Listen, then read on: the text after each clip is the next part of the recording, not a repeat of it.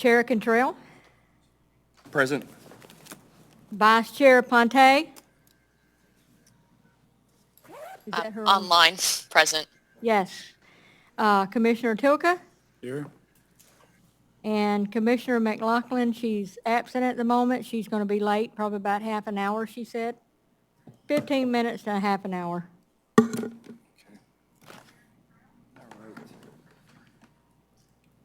There we go. Trying to get set up. I'm sorry about that. Mr. Ashenfelder, so that I'm clear on what we do, we can and can't do, because we have a person online, so voting does not count for that person. We can hear and discuss things, but we cannot vote on anything until we get a third. Is that correct? Correct, yeah, a physically present third.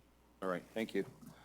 Okay, so we are going to start, we did the roll call. Is there any public comment at this time? Okay. And I got a little sidebar here I got to do real quick. Mr. Gomez, that box next to you, all right, that needs to go home with you. That's for Angelina, okay? Sorry about that. So he has an absolute, I got to say this, and I hope it's okay to say it publicly. He has an absolutely amazing daughter. She's brilliant. She's in my advanced engineering class doing a capstone project. And that's something that she needed to get after school, but I couldn't be there, so I told her I would bring it to her dad. So he has amazing kids. Okay, approval of minutes. We can't do that, or can we? Can't take any vote. Okay, is there anything you'd like to make comments on regarding the minutes? No. Okay, Christine, is there anything you'd like to make comments on the minutes?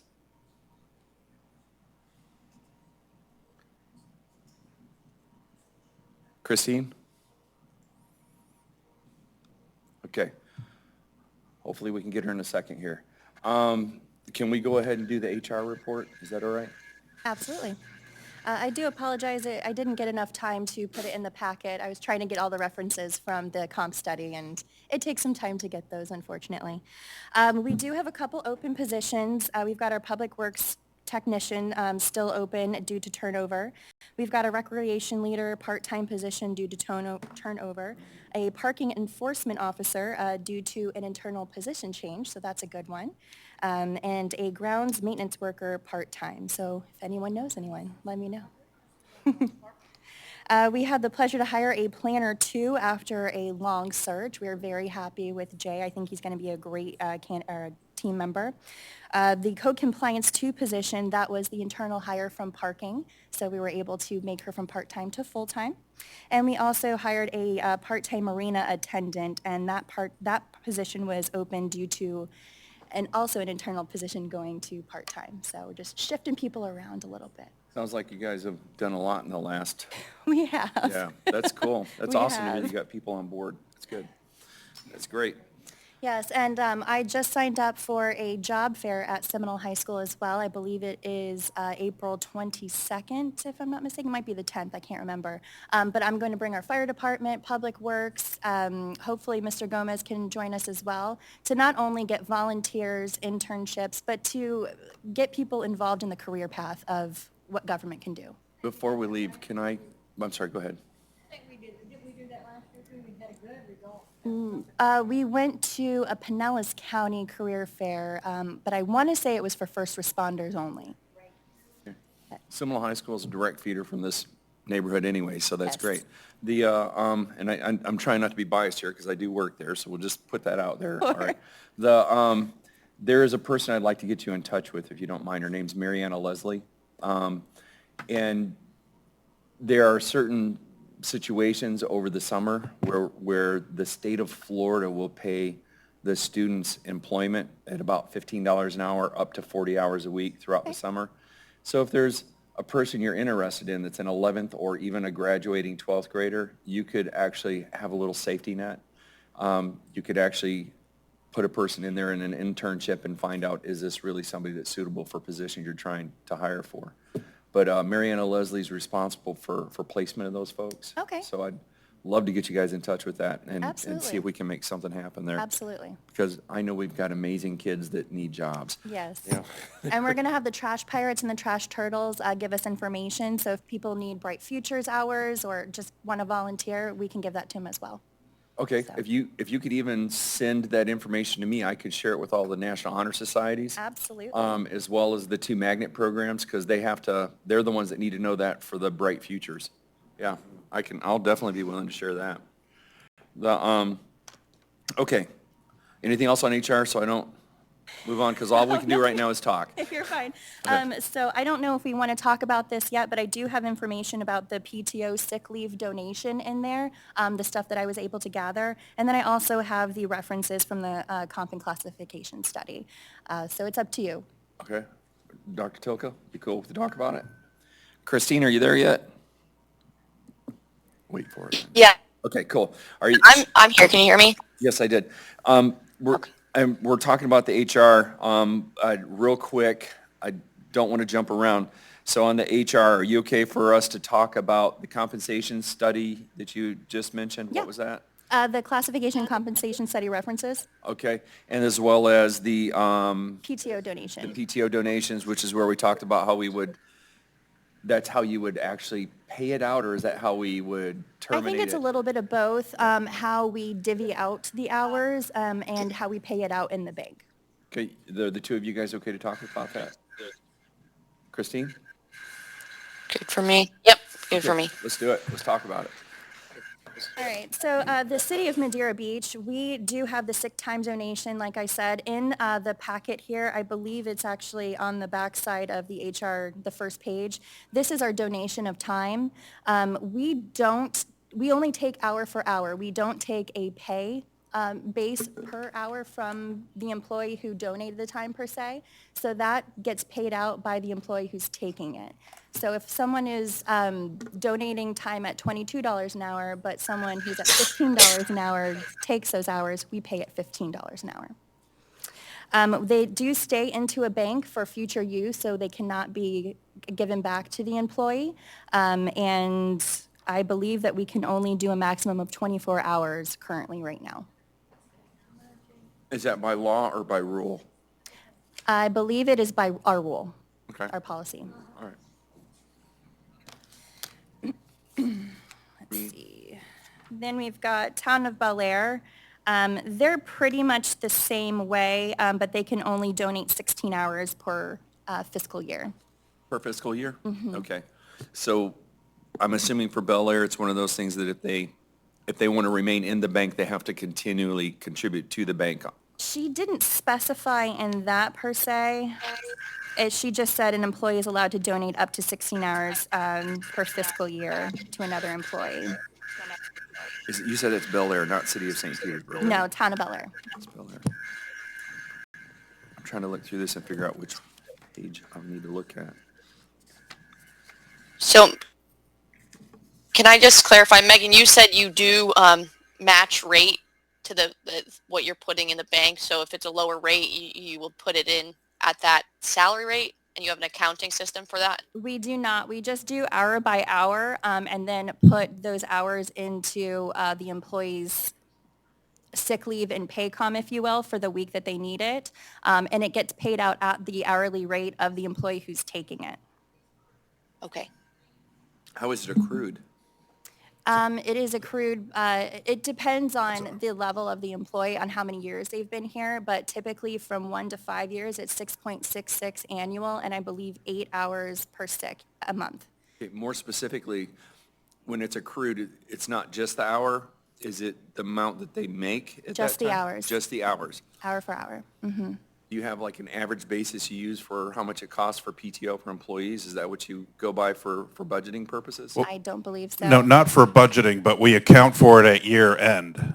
Okay, At year end, because ultimately we're trying to, as we budget, we're such a small organization, we may know when someone is going to retire. So when they retire, there's a larger, depending on their balance, it's typically a larger payout. So, but we're still required under the governmental accounting standards to account and accrue each hour of each employee. So the pool, if the pool has 200 hours, those are accounted for back to each of the employees who donated. But the pool just has hours, 100 hours, 200 hours. An employee requests 16 hours.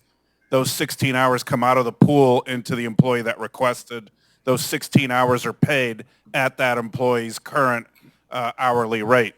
Keep in mind that if I donated hours 5 years ago at a rate of pay of 25 an hour, now I donate this year, they might be at 27 an hour.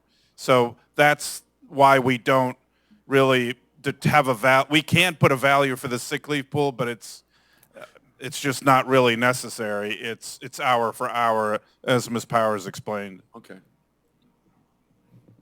Do you have questions, Christine, at all? No, that makes sense. Okay. That was part of the discussion last time, Yeah. so I wanted to make sure I understood. Thank you. Yeah, I understand it better too this way too. That's good. Dr. Toko? Fine. Okay.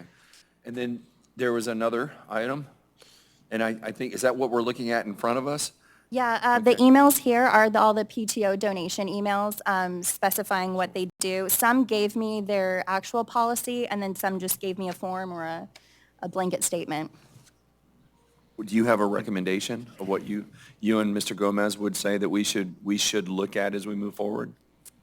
Not right now, to be honest. I think I'd like to look a little bit more, and I'd also like to talk with the Pinellas County HR Consortium that I just joined. I had my first meeting on Friday, so now I have more opportunities to bounce ideas off of people. So I think I'd like to talk with them a little bit more.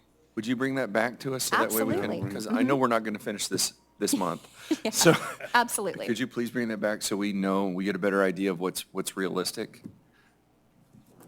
Mr. Gomez, is there anything you want us to be watching out for in that? No, just for the typically cities, I mean, if you look through the paperwork, there are maximum hours. I think we allow up to 4 days or 32 hours a year. Megan, is that correct? 24. 24, 3 days, up to 24 hours, and it ranges from a low of 2 to as many as some cities allow, I think, up to 4.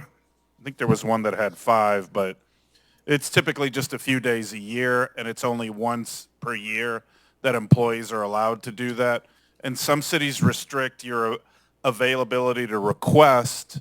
If your sick leave is getting low, very low, you need a week, you can only request if you have contributed to the pool.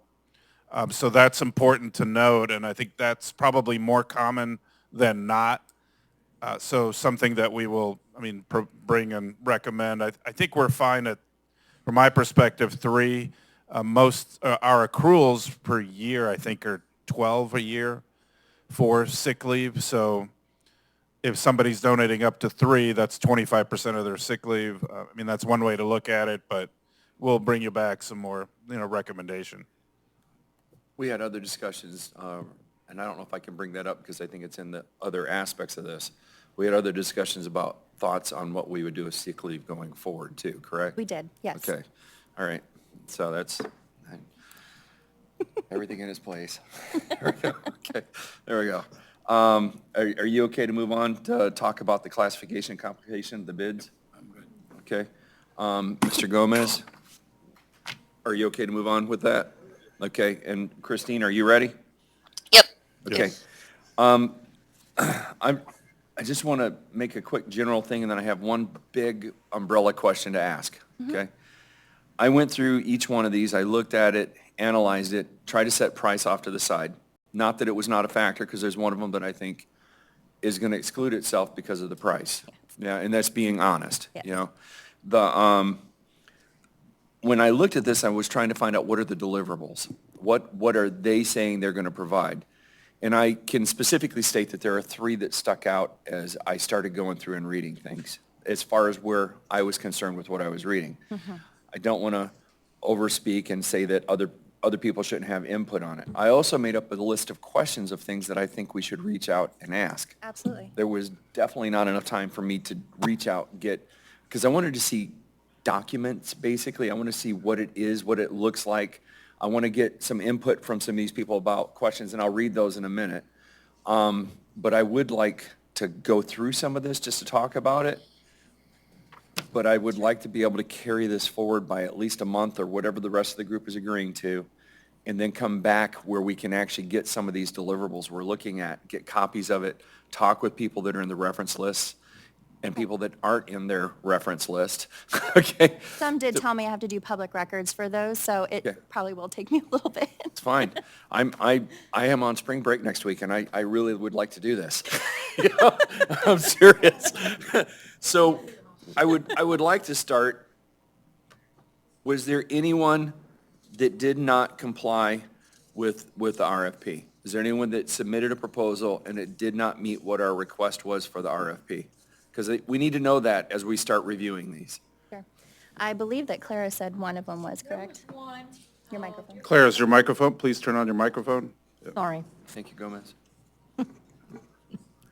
There was one, but we verify that. There was a document that was asked, a notarized statement, and it was provided, it was a different company's, it belonged to a different company, what they put in there. Can I ask which company that was, which group? Hold on.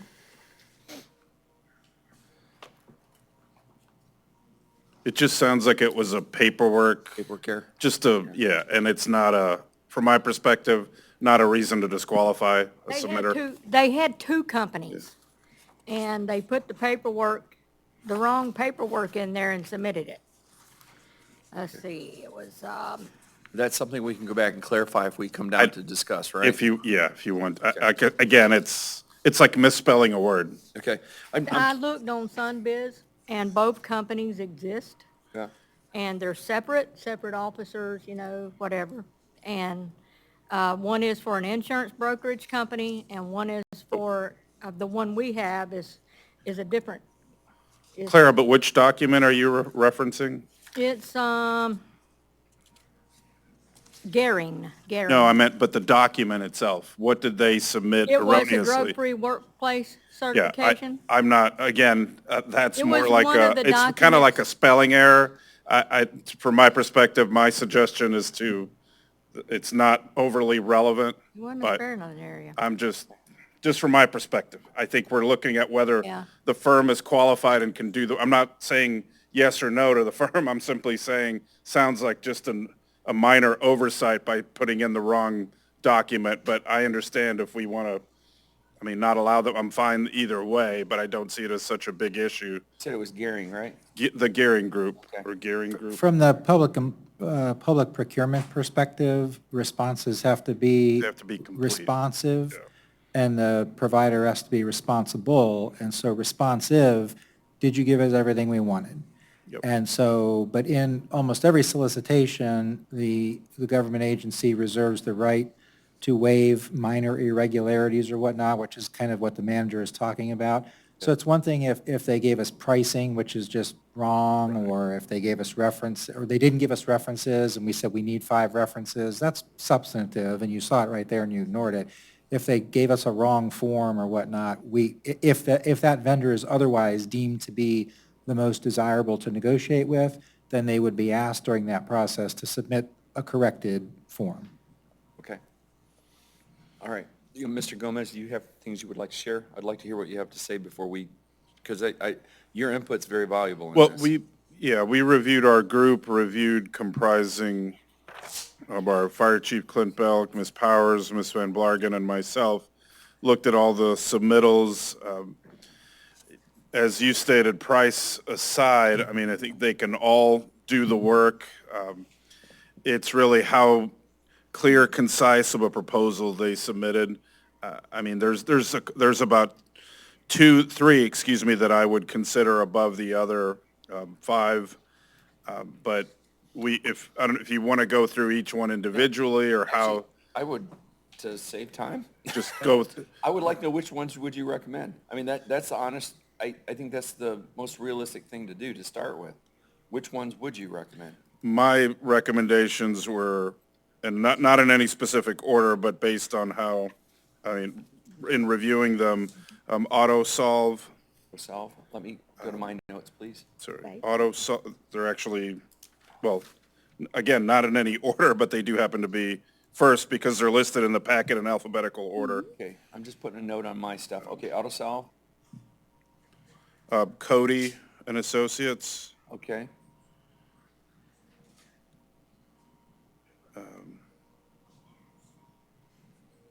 and again, aside from the clerical issue, the Garing Group. Any others? Those were, I just kind of really limited to the three. Okay. It's interesting, the three that, is okay if I state what I, you guys okay with that? Mm-hmm. All right. So, I've got to fix a note here.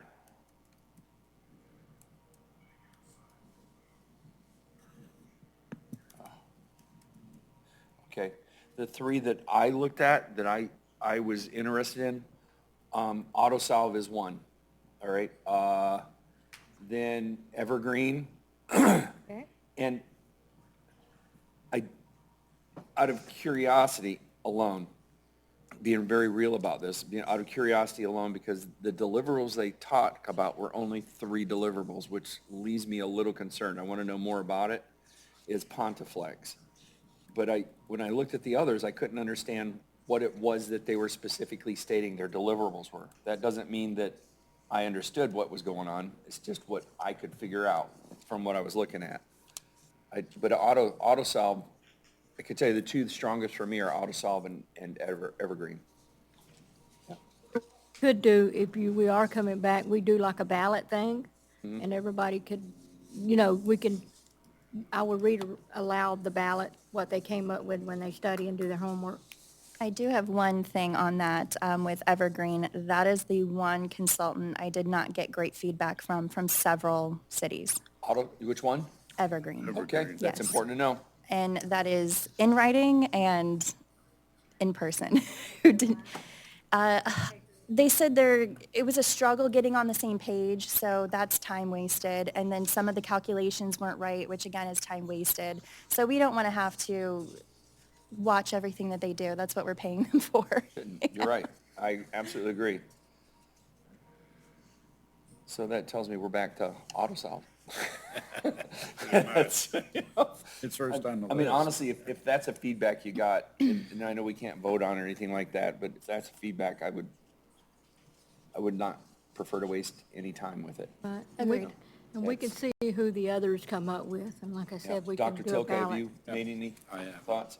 And the Christina? only other thing that I will say too is I didn't get a chance to get any references from Cody and Associates. The way they listed their references was a bit weird, and I wasn't sure which cities were comparable to us because I didn't really recognize any of them. So I reached out to them asking if there are any Florida cities specifically, and are there any cities comparable to our size? So I'm waiting for those. Yeah. That was an interesting one to me, because there were certain things I read in theirs that I'm like, to me, it wasn't clear what market they were going to be looking at. I mean, specifically, it almost as if they said, we need you to define what your market's going to be. Right. And I'm like, well, no, you need to come to us knowing that. Yes. That's- That's my opinion. You need to come to us knowing that. That's, and not only that, we're not just Madeira Beach. We have other beaches next to us, but we also compete with the Tampa market, and we compete with local Seminole and other places like that. And not that we want to take their employees unless they're really good, it's not just this island. No, I want- and I have a lot of people looking to piggyback off of this as well. So Yeah. there could be Good. more contracts. Good. I mean, it's important. Mr. Eschenfelder, is anything you'd recommend to us on this? Well, I mean, even though you can't take a formal vote, you're certainly allowed to give a consensus, just like the commission does when they have workshops, so that if you have 3 of you all here and you have a consensus, you can give your consensus to the manager so he can move forward. And Christine, have you had a chance to review these to make a determination of any that interest you? Not closely. It sounds like you guys are all aligned on the, leading option. So I'm happy to be in consensus with that. So we need to talk to Cody and Associates, correct? Yes. And even though you guys are going to reach out, are you okay if I reach out to people that have done work with them? Absolutely. That's- And I still want to reach out back to the consultants as well, because I do have some questions regarding some of the references that came back. Okay. For which group? All of them. All of them, okay, all right. I can honestly tell you, personally, I'm not interested in Gallagher. I'm not. I just,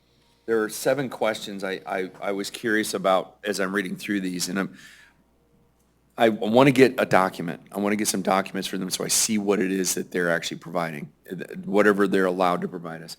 But after completing the compensation and job description analysis, is there anything you realize you've overlooked? I'd like to ask them that.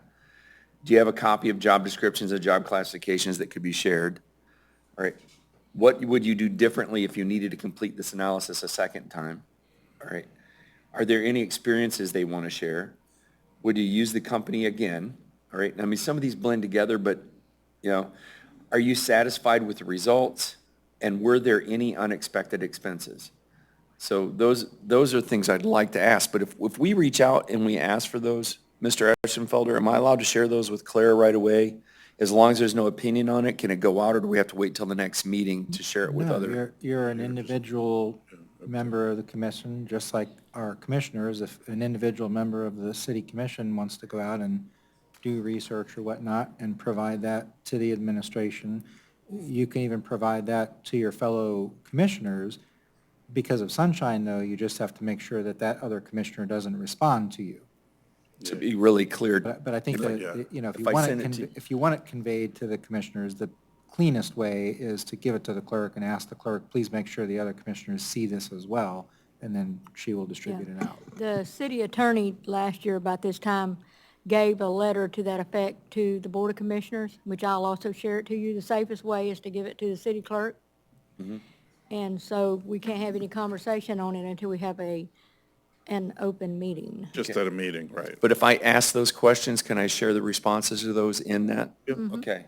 Is there any other questions that you guys think should be asked? Now, the clerk's office, because I was one of those that sat in the 2 meetings that we had, so we did call 2, and we did get, there was 4 that we got good results on, which was AutoSave, Cody's, Bolton, and that Pay Point. PayPoint HR. So I think it's a matter of doing research, and we could do a ballot or whatever. Okay. Is there anything that I'm duplicating that you're already working on? I don't think so. I think you're asking different questions than I did on the first round. I think the only other thing that I really want to dig in on is with the actual consultants, especially Cody, because like Robin mentioned, they're a small company. I think it was like 4 people maybe that did stuff. So my main concern is how many are you doing at one time, and how long many is this clients? realistically going to take? How dedicated would they be? Yeah. Because if it's family, I know there's some that's really, really dedicated. Okay. All right. Does anybody have anything to add? Dr. Tilka? No, I'm just looking at the fees charged, and everybody seems to be pretty close. They're all fairly close.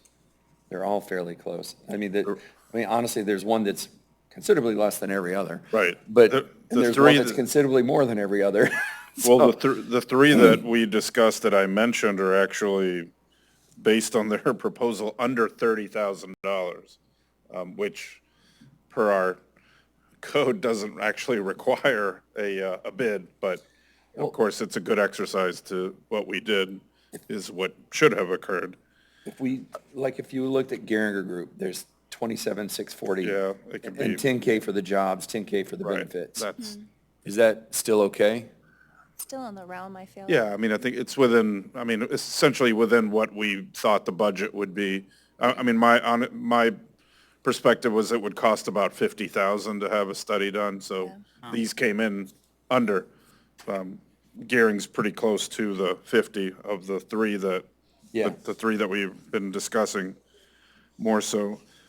My question for you, though, is we do have a schedule for this, so if we wait to discuss, then the schedule just will adjust it from this point. I would be fine with that. Okay, You just figure want to make it sure out. that you're, Yeah. that's It what could- we would do It then. can push it a month off, right, basically? Well, I guess our next meeting is scheduled for June. I was going to ask them if we could meet next month That would- just to tackle this, That's get fine. it done. Yeah, your June meeting is basically your handbook or Yeah. whatever. Because we need to move forward on this, because as we finish the handbook, this has gotta, it's gotta be And going. if everybody gets their homework done, I can put a packet together. That'd be the packet to make sure everybody gets, The same information? yeah, and that way you'll be ready to roll at the next meeting that So- you schedule.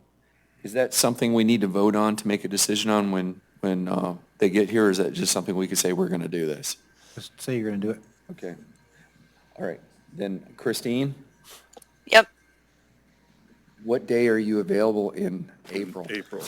I can tell you the first week of April, I'm not available because I'm going with Pinellas County Schools to Lakeland for the State Science and Engineering Fair. So let me ask you something. Is this something that you're saying to make a decision on which firm to go with? Yes. Is that, We're- and is that our decision to make, or is it the city? It's our decision. It's as our the- decision to make a recommendation, but it's realistically, It's your, I mean, it's your decision, Yeah, really. do yeah. homework. If it gets too expensive, then it has to go to way out, but none of this is going to get too expensive, No, right? It was bid out, so, Right, well, it was bid out, we would bring a contract to the commission to approve, to the city commission to approve. That goes that route. Okay, all right, okay. So is Judith Ann, I mean, is there, I mean, so you have more homework you want to do, Jerry, is that right? And that's why you want to set an additional meeting? Yeah, and the meeting would be nothing more than to discuss the This. groups we agree to go out and get more information from. So that way we've got a really good decision made, and then we can vote on it and we move forward. So I think you need to make sure, in terms of your ultimate outcome, your work product, if you look at the RFP, you're not really picking the winner, because under the RFP, once you've made your recommendation, it goes back to the manager to actually negotiate a contract. So in theory, if the manager sits down and says, I expect these terms and conditions, our lawyer says you've got to have this clause, and they say, I'm not indemnifying you or anything like that, that may not be the winner. So I think that your work product should be a ranking. A ranking. This is the first company we think you should negotiate with, try to strike a deal. If they fail, here's number 2, here's number 3. Thank you for that guidance. Yeah. Are you okay with that, Christine? Yes, and I'm good, except for the first week of April. So do we want to just shoot for the second week of April? I'm good with that, Dr. Tilka? I'm not sure. I just texted my wife. We do have a outing planned at the end of April. End of April? Yep. So the second week is the 8th, 9th, 10th, 11th, and 12th. It looks like the commission the chamber is not free on the 10th or the 11th. So that's the 8th, 9th, and 12th then, right? Do you guys really want to have a Friday meeting? no. How about the 8th? Okay. Well, why don't we try it? What's wrong with the 9th? Yeah, Yeah, April Tuesday 9th. the 9th. 9th would be a Tuesday. Okay. What time would you be available from work, Christine? I mean, 4 is good for 4 would me. be a decent time? Yeah. So I'd like to, when Dr. McLaughlin gets here, I'd like to ask her if she's available at that time too, and then just make that decision right Sure, then. we'll put it on the books once she approves. 9th at 4, Tentatively April 9th at 4 PM. at 4 PM. And then I plan in the next week to get these things, the questions I asked, get some documents and send them back to Clara to share with everybody. Now, the clerk's office did reach out to each one of them, and we did get, the ones we did get responses back from the cities, their latest product. So we do have those, Well, you do have a copy of their latest product? pay plan and all that, and benefits. Is that, In the packet? No, it's not in the packet because we didn't know if we needed to put that in there or not. so do you have it for AutoSolve? Is that one of the companies you got that from? I'll check, because I know Laura got mean, quite a few documents. And just my suggestion is to forward it to everyone, and The ones, I'm making an assumption, correct me if I'm wrong, the ones we're interested in are AutoSolve, Cody and Associates, Geringer, possibly Ponteflex. That's a really distant possible. yeah, no, that's correct. Huh? Those are the, Those are the four. If we have documents for those, could we get those? We can? Yeah. So we can at least see what they look like, so we can make an assessment of, hey, what is this? Yeah, because some of the cities didn't just go with one group, like Garinger, I think it was the benefits, and Park, maybe somebody else did the pay plan. So we'll give you what we have and what company it was. Christine, mute your microphone. There we go. Yeah. All right. Okay. Should we move on to the next thing, or is there anything else we want to beat up on this? I have one question. Do we have written out, like, it sounds like, Megan, you've talked to references, and is that in the packet? I don't think I'm seeing that. In the HR report, there is Okay. a page of Yeah, there's- contacts that I have, and then I put bullet points of what their statements were. And then behind that, I have their actual email, so you can read the full report of what they said. Okay, thank you. We have it in the packet. That. It's a different one. I'd like to ask Robin a question, maybe. Sure. How do they go about, do they survey other communities in our area to get their data? yes, typically, they'll do likely immediately surrounding, and then they'll grab other comparable cities, Okay. try to gauge, the comparables are your budget, number of employees, population. Those are your basic demographics. It's difficult, very difficult to try to compare one to another because, pretty much we're about only comparable to Treasure Island, maybe St. Pete Beach, if you look at the demographics, only because, we have 3 million plus, we have a lot more visitors than most other areas except maybe Clearwater and the Tampa airport. So it gets to be difficult to try to, and then when you look at the job positions themselves, not even job titles, but you're looking at the details, they may differ. A public works technician in one city may be very different than a public works technician in another. So that's how they'll survey, and they should already have some recent data as to what job descriptions and even the qualifications. But if they don't, then that's part of their research as well.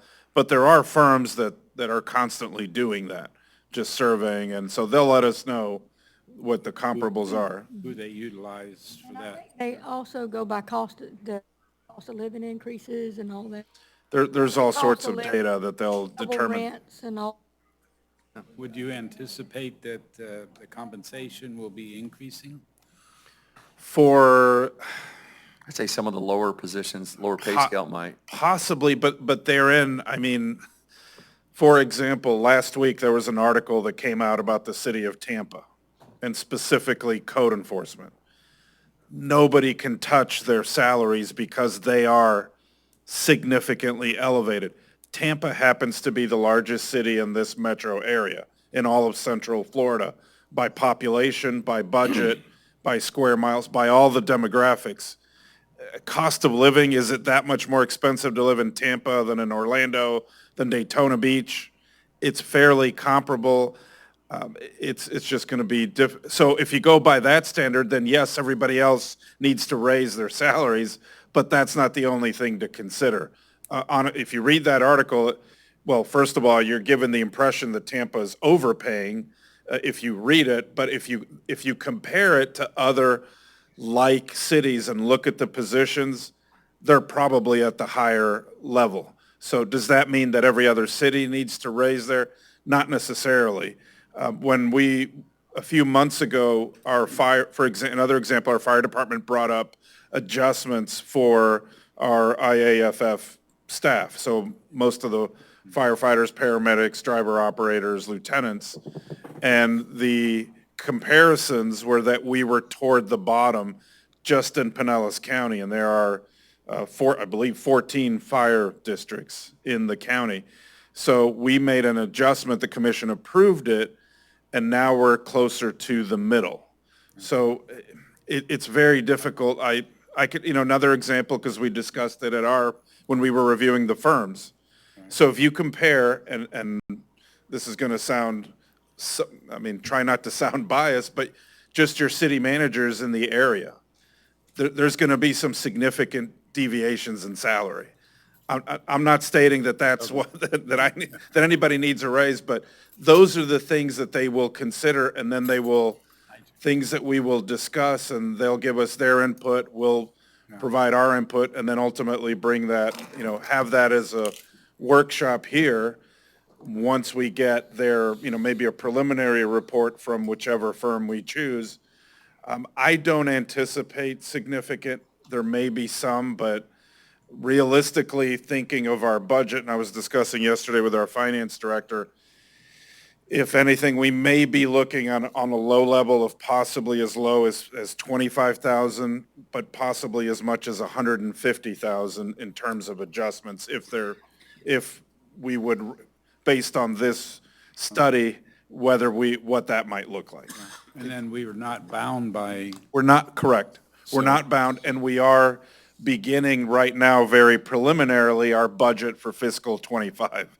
And taking into consideration inflation, cost of living, economic conditions, and what we are thinking of proposing to the commission, all of you, what our salary adjustments may be. But this will have obviously a big part in that. Hopefully this can be completed by August, and we'll then have much better data.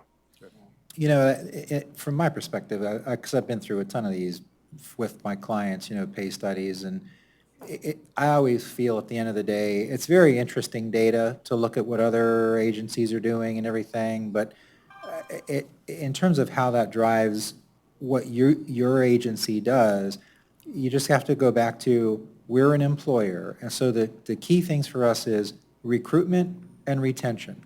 Are we able to recruit for openings we have, and are we able to retain people once we bring them on board? And if the answer to those is yes, you're probably around where you need to be, because the market speaks, right? I mean, and everybody comes to places for different reasons, but the manager's right. You're never going to be able to, you shouldn't just get a study that says, well, here's where Tampa is, and here's where Clearwater is, and therefore that's where we need to be too. I've negotiated with police and fire contracts. I've got scars on my back.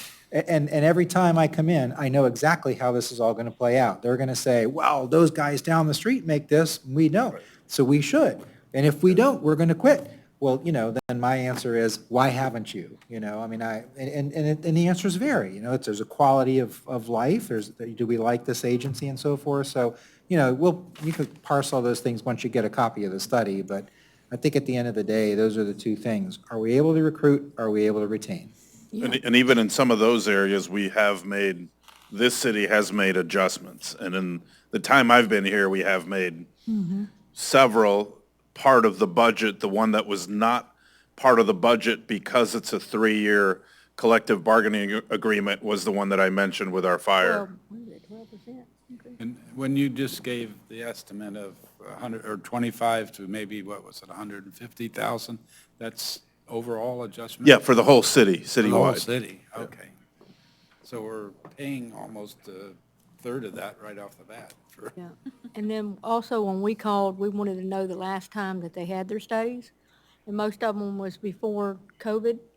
And I know whatever we do, like we had a study done in 19. So all the cities, they sort of, some of them, they just piggybacked off of what we did and even got some others. But I think the latest one was 20, I think, 20. And also benefits are a part, I know a couple of the firms broke out an additional cost to review benefits, but also to remind everyone, we have made, as part of our budget process, enhancements to benefits where now we do, for example, cover 50% of the cost of dependent health care.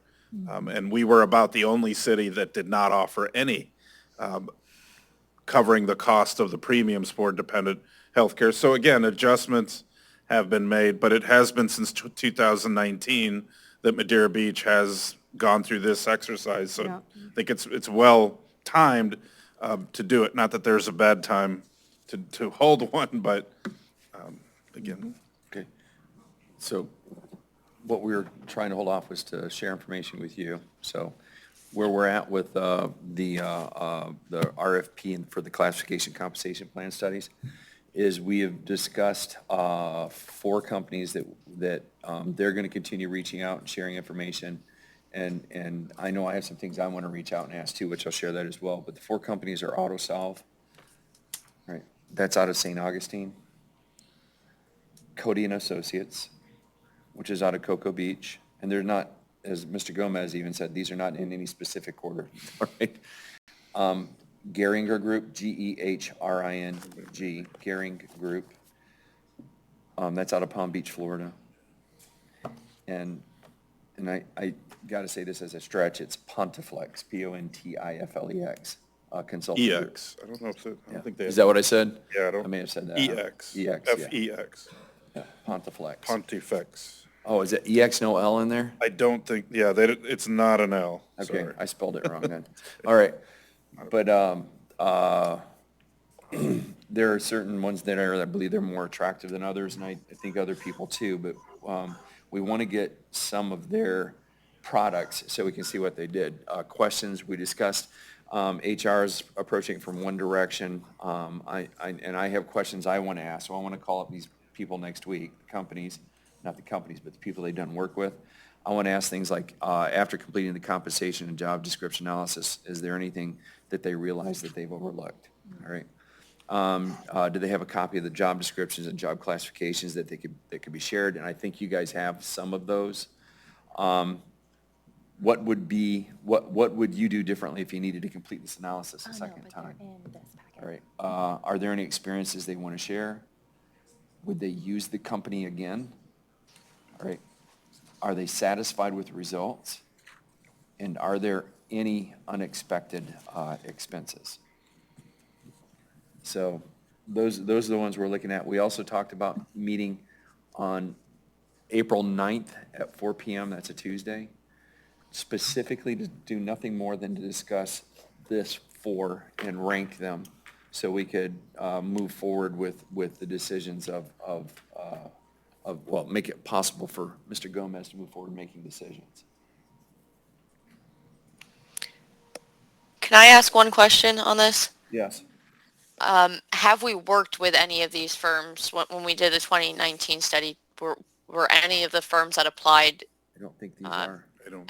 I don't think these are that firm from 2019. No, I don't think. I don't believe so. I can't remember the name off the top of my head, but I don't believe so. I've got I it. can find that out for you if you'd like. Yeah, I'd be interested. Thanks. Absolutely. I would hope that they would have listed that in their list of clients, because they all included list of clients, even Cody, but they didn't include that many. So I didn't see Madeira Beach in there. So I have not been involved in a lot of these, but so I would be curious from the city to hear if there was anything, reminding yourself of what you did in 2019 that was, either good or bad. I think Clara that was came the out only, of that. Clara was the only one here. I was in the- recreation, so I wasn't really involved in this one, but from what I remember, it was just pay. It wasn't classification or job descriptions or anything like that. It was a limited study. They even put a bullet point on it stating that it would cost extra money to get a more in-depth analysis. Yeah, I think it was the pay plan, basically, and job descriptions, but they didn't write job descriptions. It did provide a big book with all the job descriptions and pay. Let me see if I've got it. I know I have it on my computer, but without having a minute to look for it, I won't be able to find it. It's, The product from 2019. yeah, I have it. Yeah, that's right, Okay. because Karen gave it to you, that's right. You Yeah. asked for it. Can you send the prior study out to everybody? It sounds like maybe Sure. Jerry has it, but I don't Yes. know if we got it. Yeah, he had asked for it months ago, I think. Yeah, I've got it. I'll definitely send it Public back to records Claire and request. ask her to send that out to everyone. Oh, All right. Thank you. Quick question about April 9th. Are we able to push that back a little bit? Because the meetings I had before this are going to be also that day. What time? Could we say 5? Are you okay with that, Christine? Fine by me. Dr. Tilka? Yep. Okay. Yeah, fine. Thank Are you you all, guys and I'm okay sorry with about that? Yes. today. Yep, I'm fine. Okay, so 5 PM? And the goal of that meeting is to rank at least 3 of these companies. That's Okay. perfect. Are you guys, Correct. even though there's 4 there, is it okay if we narrow it to 3? Is that okay? Perfect. All right. Okay, and then, can we move forward? So we got agreement on that. We couldn't do an approval of the minutes, so is there anything anybody like to say about the minutes from the last meeting? I make a motion to approve. I'll second. Clara? Commissioner McLaughlin, Aye. Chair Cantrell, Yes. Commissioner Ponte, Yes. Commissioner Tilka. Yes. The motion carried 4-0. Just for clarification, is Commissioner Fontaine allowed to vote? Is she allowed to vote? I don't think so. She's, okay. The only thing she can't do is call in to meet the quorum.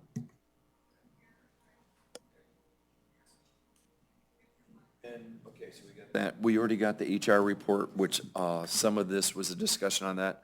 They've hired a gazillion jobs between now and the last time we were here, and I think you have, what, was it 3 positions you said you had open? I have 3, yes. 3? We might get rid of one of them because it's a part-time grounds right now, but they seem to be doing fine, so they're going to see how they do for the rest of the year, and if we need to hire, we'll hire. But, yeah. All right, and next item up, here we go. The draft of the employee policy updated through January 2024, all right? And we left off, let me get my notes out. Section 7H2. Section 7, page, 7H2. Short-term disability leave / reasonable accommodation / fitness for duty exam. That's at least what I have.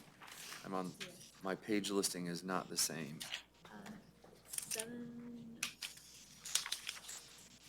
The policy page number is Roman numeral 7-15.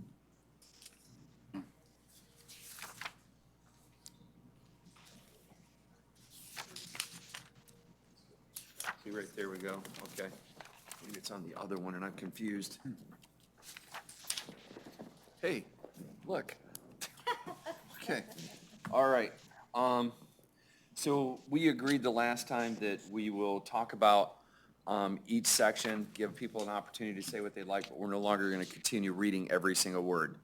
So with that, I need to open a document myself because my notes are in a Word document. Does anybody have anything they'd like to add to this short-term disability leave, reasonable accommodations, and fitness for duty? That would go through the next 2 pages. I had only one question. Can you hear me? I no questions until the last bullet, which is H. It's literally the last bullet on 717. Is it while under short-term, that one? Yes, yes. What did I have here? What about the premiums that are paid by the employer? When somebody's on short-term disability, it says that the premiums paid by the employee will continue to be paid, but what about those that are paid by the employer? The employer continues to pay anything that the employer would pay if you're on the payroll. So just because you're on leave without pay doesn't mean the remainder of your benefits that the employer pays for ends. You're still an employee of the city, you're just on leave without pay. And so. Right. if And I it- think that I marked that there was,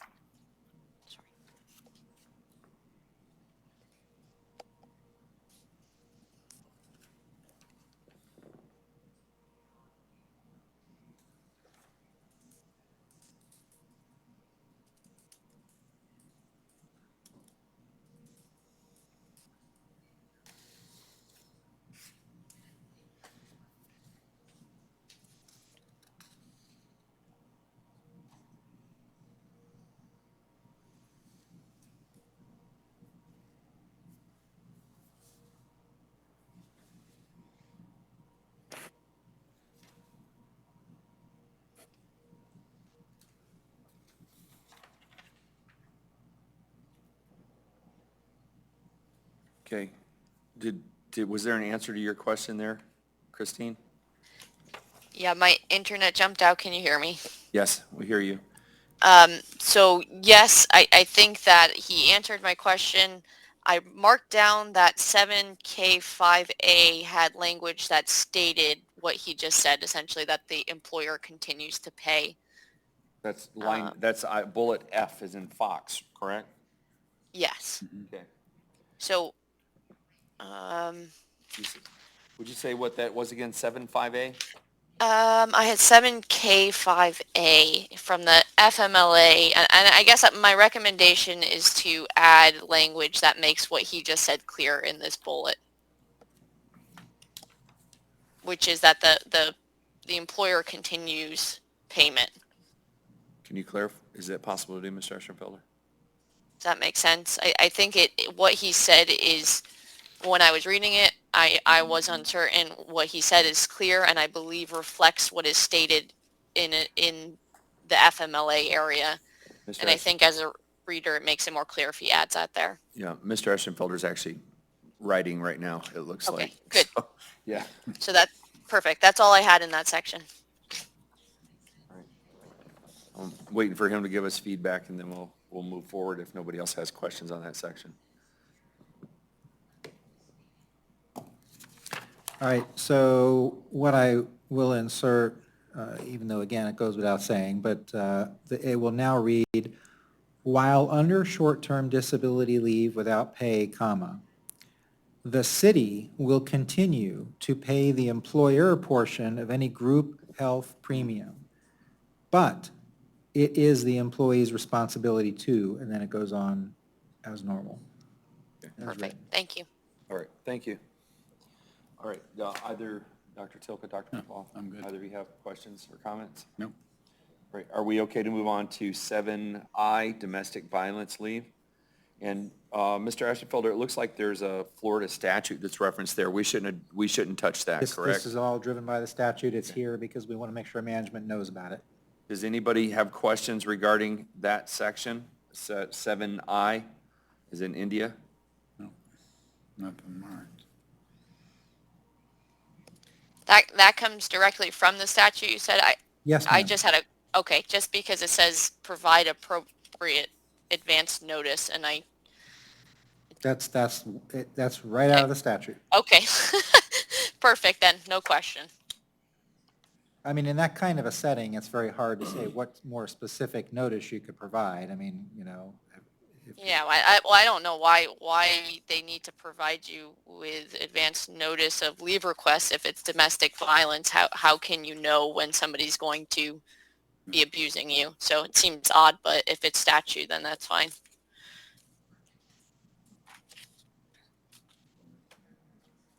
Was there a comment, Mr. Eschenfelder?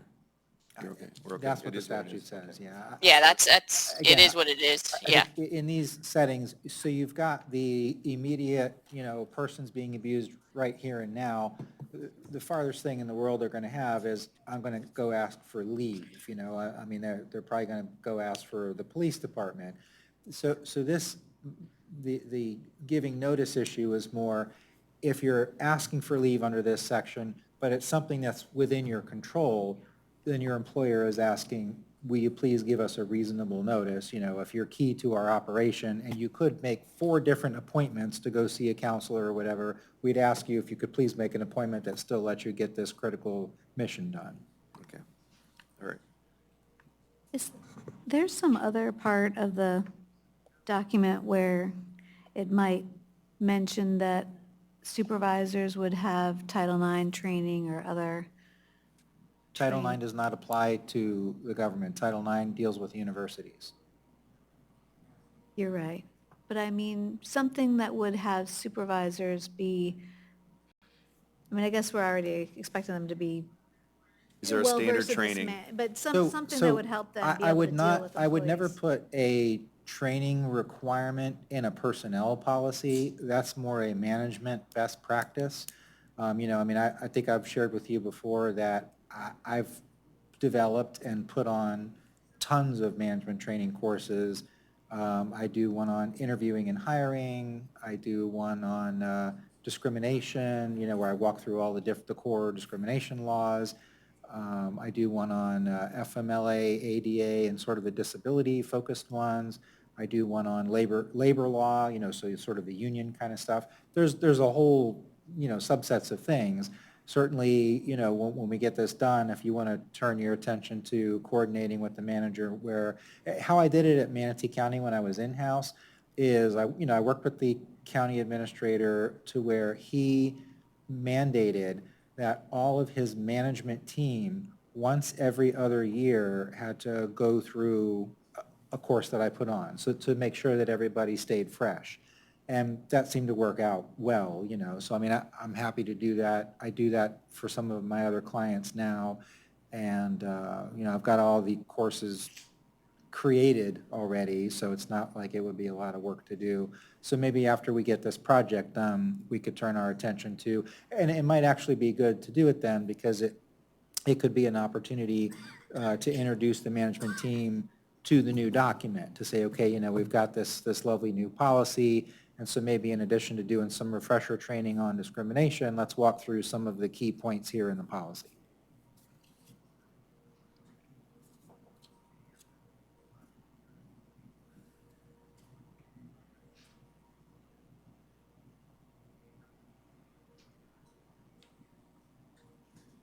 But just speaking as a defense lawyer, I would never put anything that like put in a written policy, you must do this training every periodically, because then what will happen is we won't do it for some reason.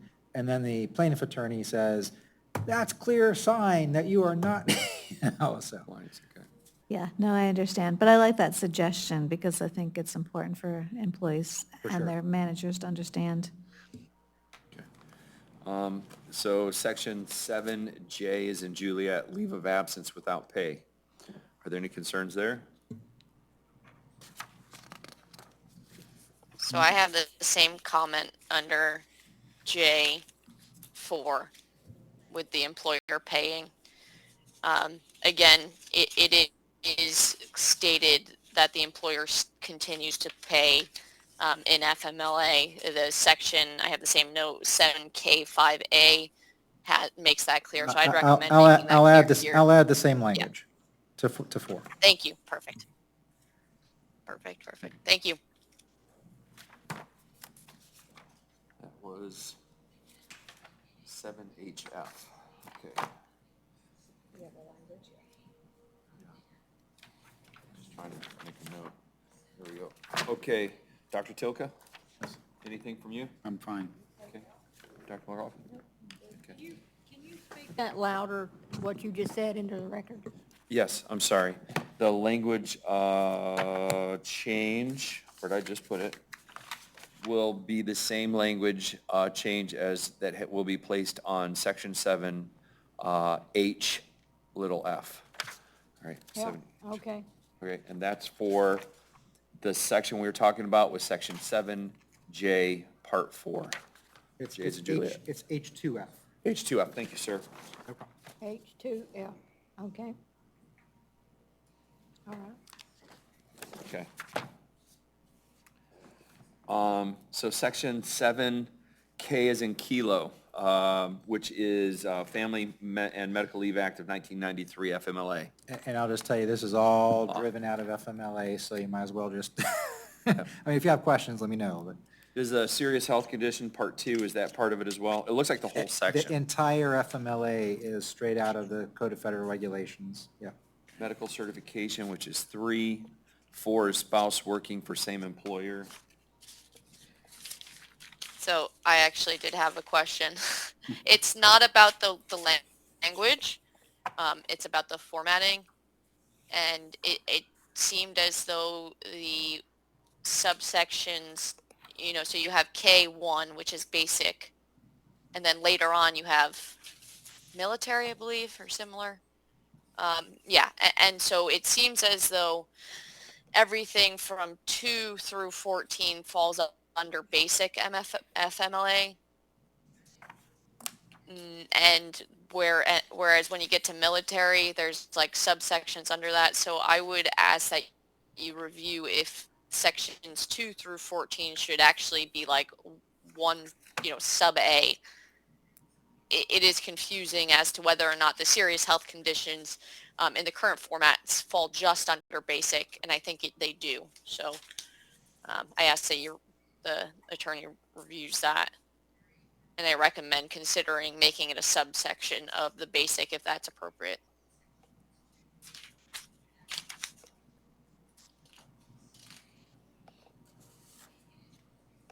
You said 2 through what, Christine? I have through 14. 14, but it was a while ago, so yes, through 14. I know I had questions as well, but I think it's because the way that the law is written and how does it relate to what we're doing. So let me be clear on what I'm looking at. Under section 5, health insurance premiums, there's a note, right? So 5 is, make sure I get this read right. Yeah, it reads health insurance premiums. There's a note, which is on the top of page 7-23, 7-23. It says, any questions regarding employee health insurance premiums while under FMLA should be directed to the policy administrator. Does that need to read that way, or is there some clarifying thing where you can say is it human resources? Is it? Well, so every employer, and I don't know with us, I has don't do it, a I'll be health honest. plan administrator. Yeah, and I don't do that one. It's Karen in finance. Yeah. So how would the employee know who that is? Because this, I don't know if it's, if it's the law, I don't want to mess with it too much, but I don't think it's clear. So typically, when a person starts, they come with me and do their onboarding paperwork, and they go to Karen for their healthcare. So they typically know to go to her for healthcare stuff. But of course, if anyone comes to me or Robin, we can direct them to the proper person as well. So it's realistically, if they reach out, you point them in the right direction? Yes. Okay, all right. That makes sense. Yeah, That's what I never needed to been know. an issue.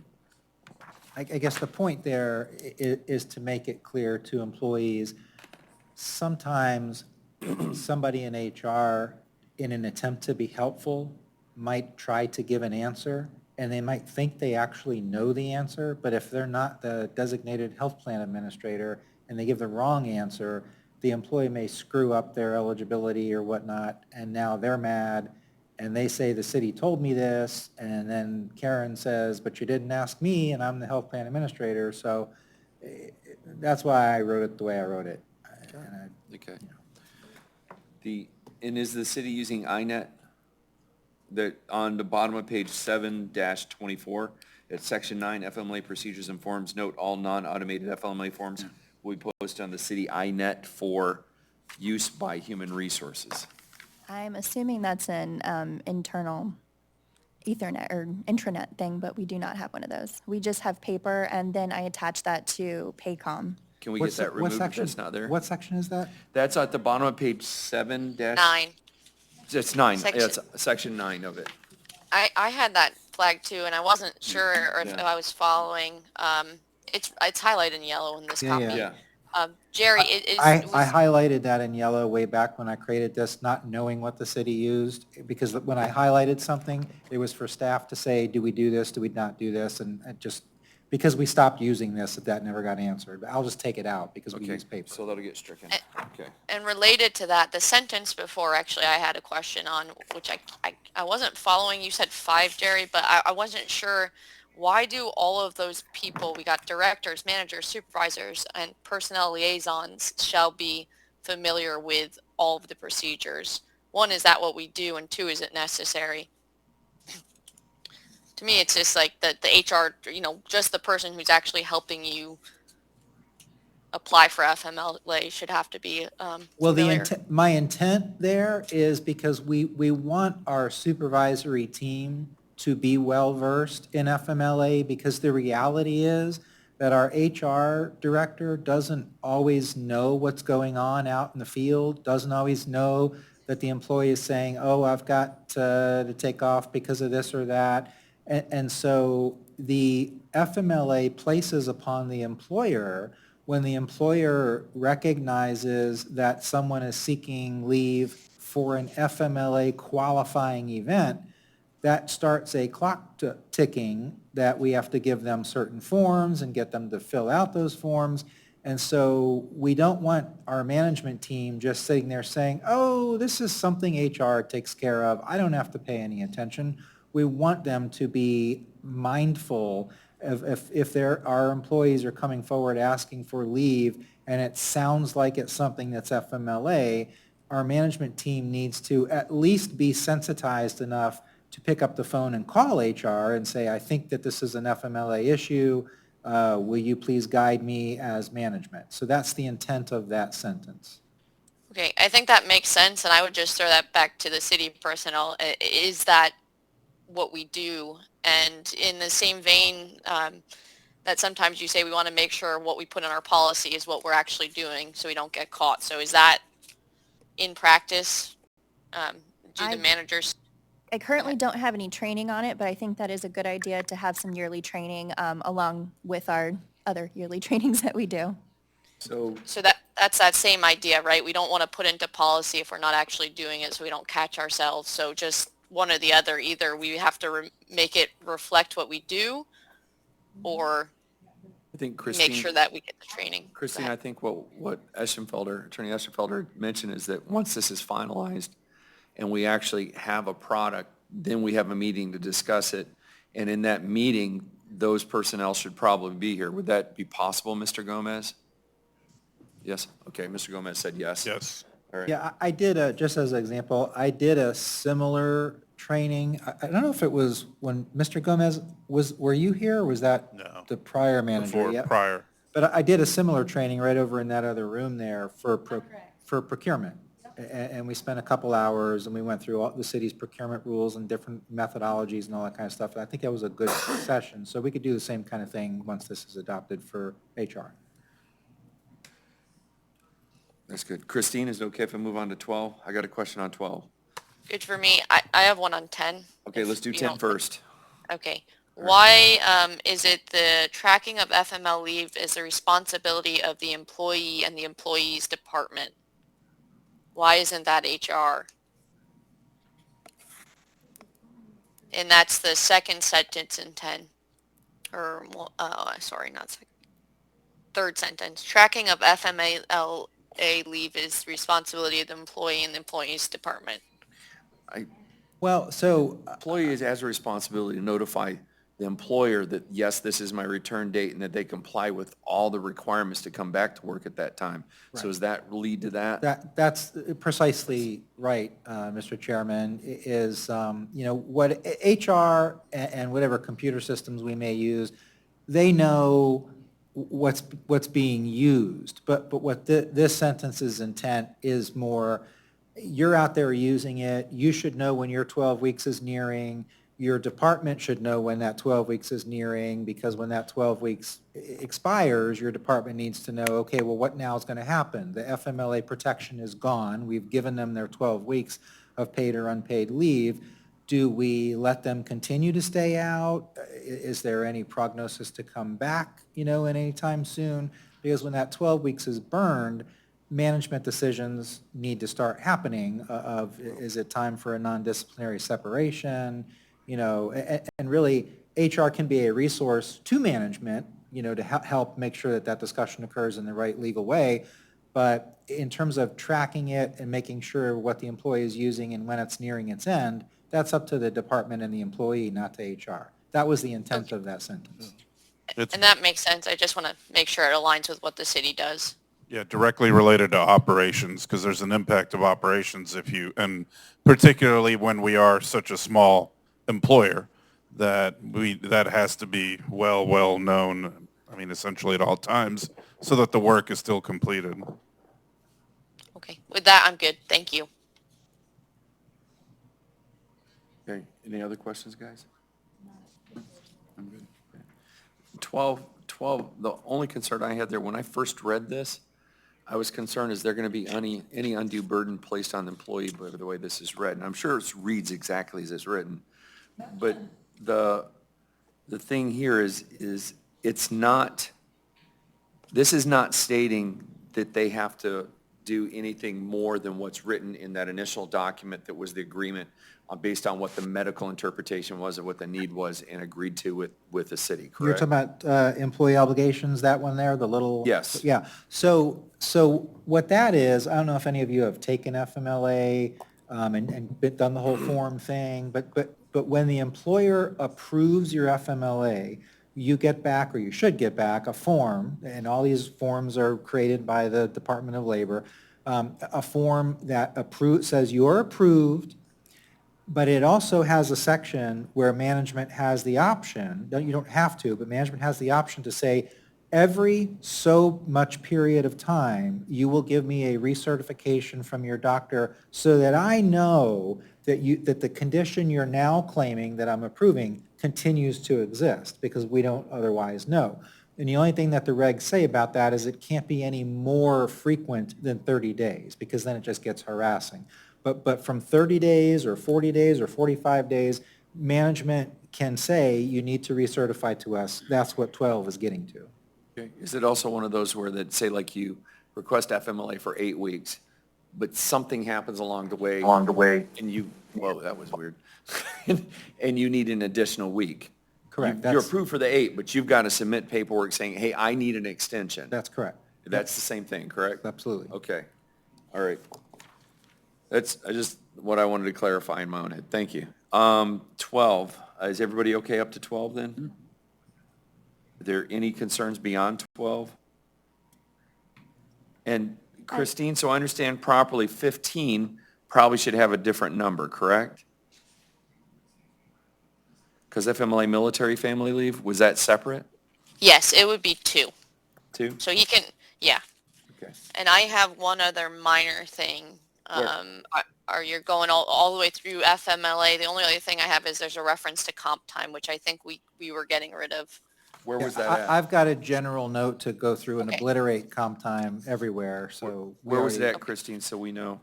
It's minor. It's, I don't, hold on. It's somewhere in the military stuff. It Oh, the is military. 15 all the way down on page 28. The kind of numbering in the military section isn't, it's under next of kin, military caregiver. So a few times throughout there, so he'll be able to find it. Vacation, then comp, the no pay qualifying exigency leave there? Right there. Yep. Yep, that's Then on vacation, then comp time. Then. 7-29, that would be on the bottom 2 bullets. Those would need to be stricken, correct? Yeah. And then I'm good through the rest of FMLA. Okay. Let's back up real quick. We went from several pages there. So 15, we're going to change to item 2.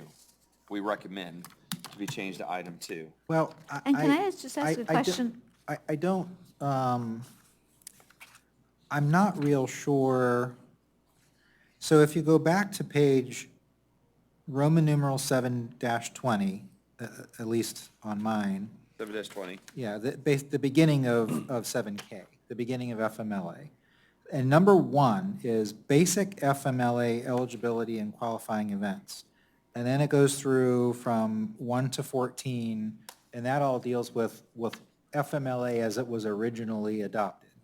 15 is what came in under President Obama in 2008, FMLA military leave. So if I make that 2, now I have 2 K2s, because if back on Roman numeral 7, page Roman numeral 7-20, 2, there already is a 2, and it's called serious health condition. Okay. So are we to understand then, basically, in the way that the FMLA law is written, they go basically numbering system 1 through 15 almost, the same type of concept? Well, the FMLA is a So- big, huge mess. Go I ahead. think I was muted. I was saying, I read it in its entirety, and I made the note in the beginning, and I made it again at the end. The layout's confusing, because it seems as though 2 through 14 are sub to the basic FMLA. So I was recommending that it be 1A for serious health conditions, because you state there are 2 types of general FMLA. Prior to section 1, it says there are 2 types of FMLA basic, and then military. So really the way it reads is that 2 through 14 are really under the umbrella of basic.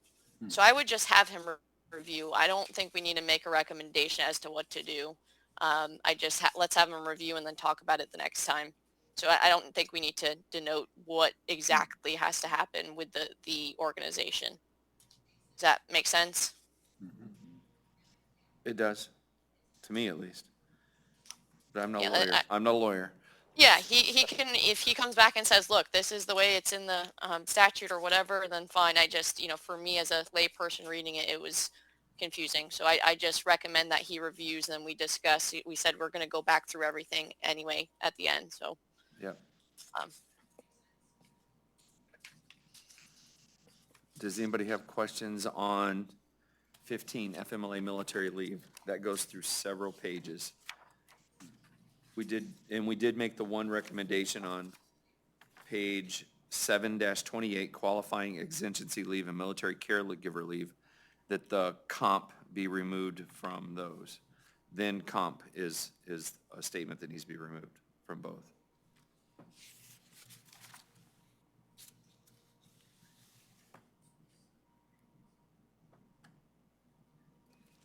Any other questions on this section, guys, or statements? I don't have anything in my notes. I have nothing. Okay. Judicial leave, all right? So we're on section 7L as in Lima, judicial leave. No Leaves of issues here. Say it again? No issues here on leaves of absence. None, no issues on any of L.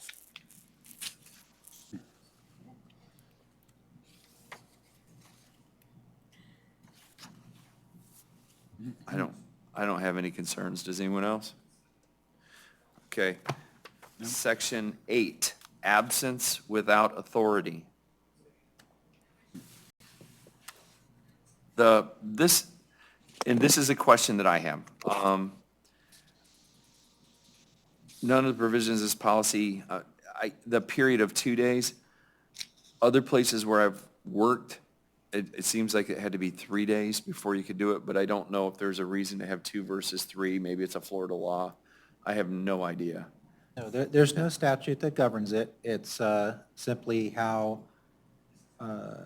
where you want to set the line. And I know a lot of people set 3, some people set 2. My default is 2. I kind of feel like if we have somebody who's scheduled to show up and they don't show up, and then they don't show up again, and we don't hear from them, you're separated. Now, if they show up on a 3rd day and go and tell the manager, I got abducted by aliens, here's the photographic proof, we'll reinstate them, it's not a big deal, but I think employees need to understand that if you're scheduled to show up for work, you have to show up for work. And if you miss 2 shifts and you don't let us know such that we can make it an excused absence or whatever, you're deemed to have resigned. But the manager always has the right to reinstate you if you come forward for whatever the issue is. I mean, I have a clear memory of when I was with Manatee County, somebody was gone for a period of days, and it ended up that he had been on a drug binge, and then he had been in jail. And he was a maintenance worker or something like that, and he reemerged after 5 days, and went to his director and said, I would have loved to have called you, but, setting aside my narcotic inability, the law enforcement then took me into custody, and I didn't have a way to let you know, because I used my one phone call to call my wife, or whatever it was, so they ultimately let him come back to work in that instance, and that's always going to be the manager's prerogative. I just like to have this because it gives us the option to say you're deemed to resign, and then it's our luxury to let him come back, if that makes sense. But it's your recommendation, so whatever, if you want to make it 3 days, 5 days. Mr. Gomez, what do you want?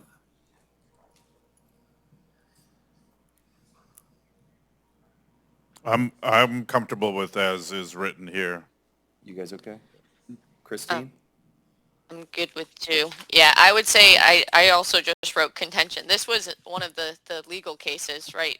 Paul, I think he was firsthand. This was a crux of one of the Madeira issues was resignation due to, I forget what it was, but I think 2 makes sense. The person, there was a person. You don't who show was up for actually- 2 days, that's it.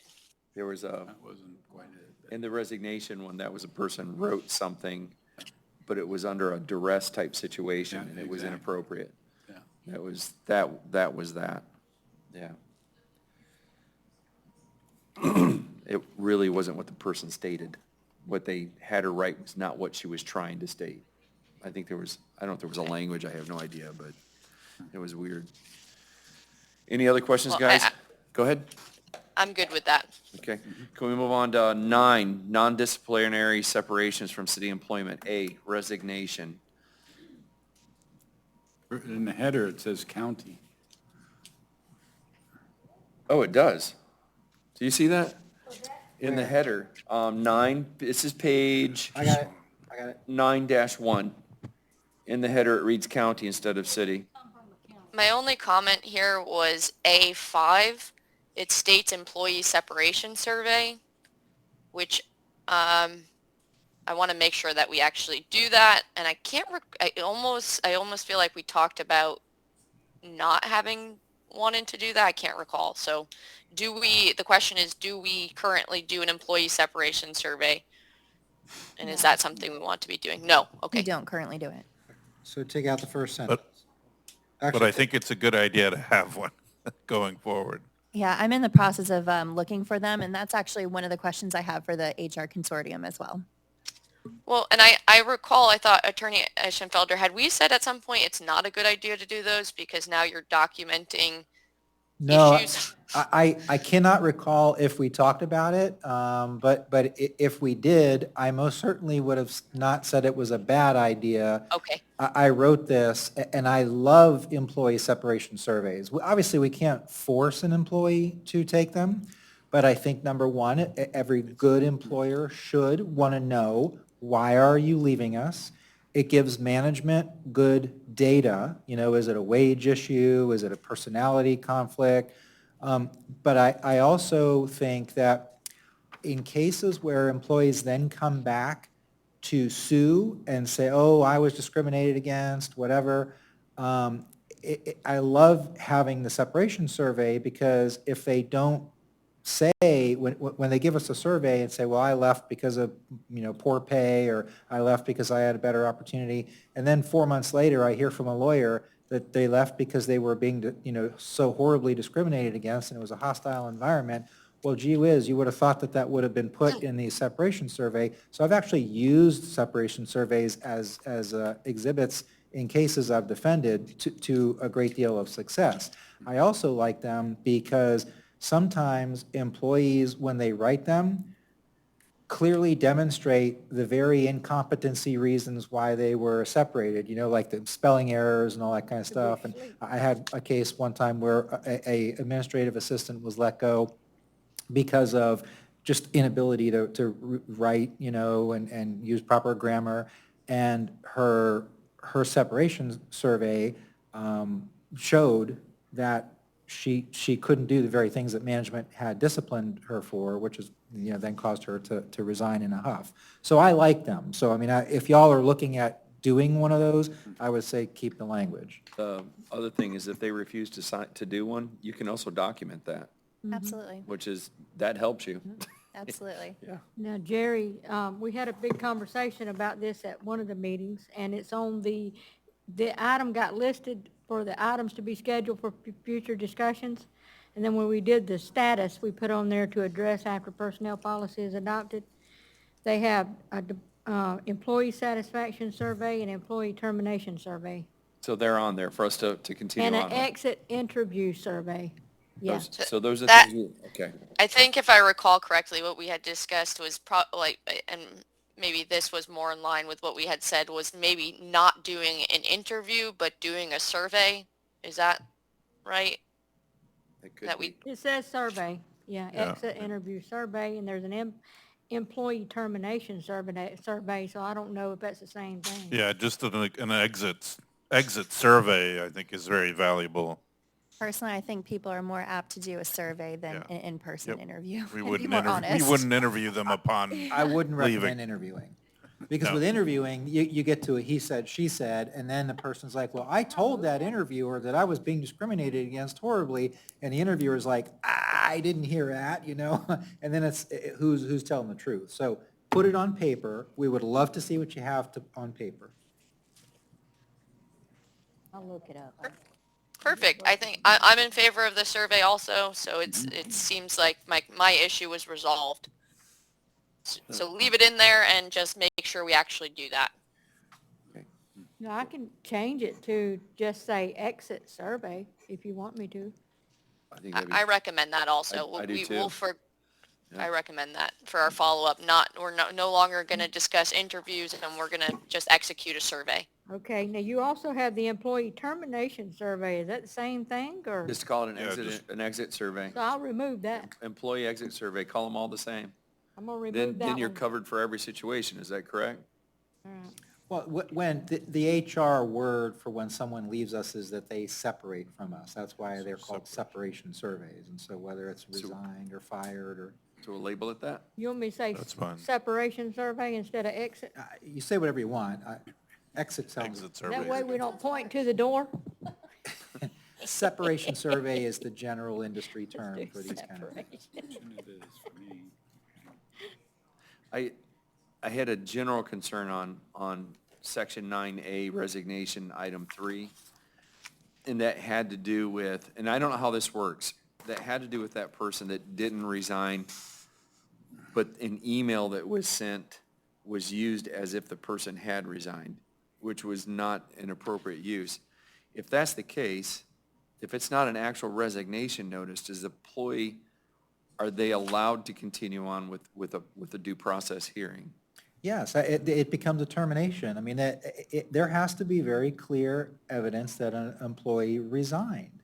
And so if a manager just sits there and creates an email and says, you resigned, you know, you're out of here, and the employee comes in and says, I absolutely, positively, unequivocally did not resign, then they didn't resign. And so now it's up to management, okay, well, if I still don't want you here, I'm going to have to fire you, but then you have your due process rights. Okay, got it, okay. So that is something where if they can show that they didn't do it, then they can move forward. Absolutely. Okay, yes. all right.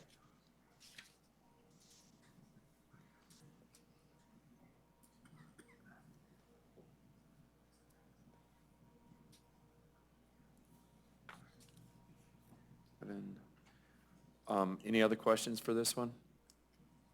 Okay, section 9, item B, retirement. I'm assuming all section 9, that header portion is just one fix, is that That's correct, correct? yeah, It's yeah. just one fix, yeah. No comment on B for me.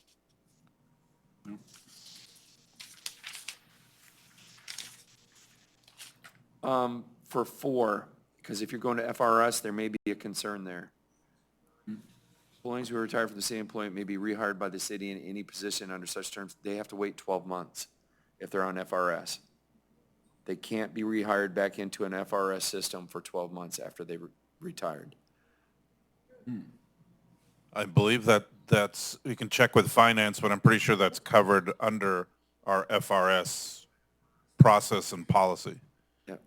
Should this reflect it, though? Because this, I'm just going to say first such time as required under FRS regulations. okay. Correct, All right, thank you. because you can't be reemployed within 12 months. Yeah, That- you lose does that your change? entire retirement. That could change. Yeah. I don't want to put, you know, You would lose, well, actually, if you're rehired within 6 months, you would lose your entire retirement. Between 6 and 12, you have to pay back everything you received. So it's, yeah, it's just, it protects the employee. Any other questions on that one, guys? Section 9C, death. I have nothing to say about death.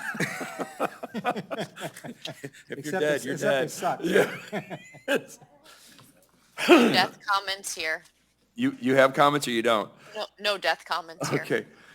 Guys, it's 5:42, and I really need a break. Are you guys okay if we take like between a five, say if we take till, it's 5:42 till we take till like 5:55, is that okay? That way you can get a quick bite to eat. I need to go somewhere else real quick. All right, are you okay to do that, Christine? Yep, fine by me. 5:55, all right?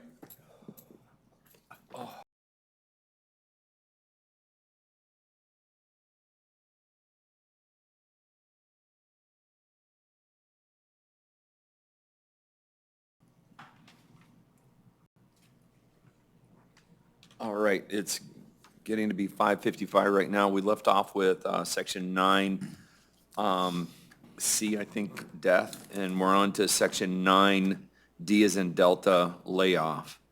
There's just a simple thing, Mr. Ashenfelder, not a big deal. The first and the second, workforce is one word, I believe. It's just Looking at? the first sentence is, reduction by the city workforce. Workforce was, isn't that written as two words? So you're talking about on D2? 9D layoff, item 1. At the end of it, it says workforce. Am I reading that wrong? Okay, yeah. It's just a It says the spelling same error. thing in 2. so- Yeah, it says the same thing in 2, the first line. Okay. It's just a spelling error. I did have a question on 2, and it's in the middle. It's the sentence where it says, when such conditions exist, the department director may, after coordination with the human resources staff and approval by the city manager, proceed to lay off an employee or employees. Does that require they go to the Board of Commissioners? I know he's required to make sure that they stay within budget. Does he have to get that? Does that need to be in there? No, so that's it right there, correct? No, generally how this works, because I had to live through this too, y'all may remember there came a period of time, I think it was 2007, 2008, where there was a big, Yep. and so a lot of local governments had to lay off. And so what you deal with your governing board is that the manager would go to the governing board, to the commission, and say, commissioners, as you all know, here's where we are financially, we've taken a huge hit, whatnot, and so it's going to require layoffs. And so I, as the city manager, have developed a layoff plan, and I'm going to implement that layoff plan. We don't want our commissioners getting in the middle of individual personnel decisions, whether it's terminating or whatever. They set policy, the manager implements that policy. So who has to go is a function of Okay. the manager. Understood. All right.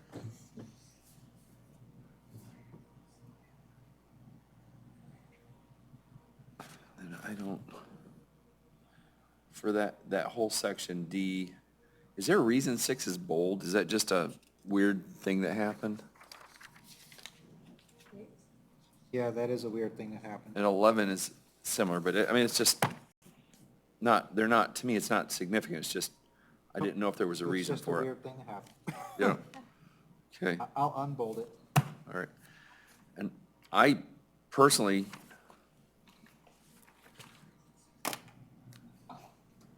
I think it's probably just because most of them don't have sub parts, but then 6 has A, B, C, and 11 has, Yeah. so that may be why I did it, but it doesn't, I'll unbold them.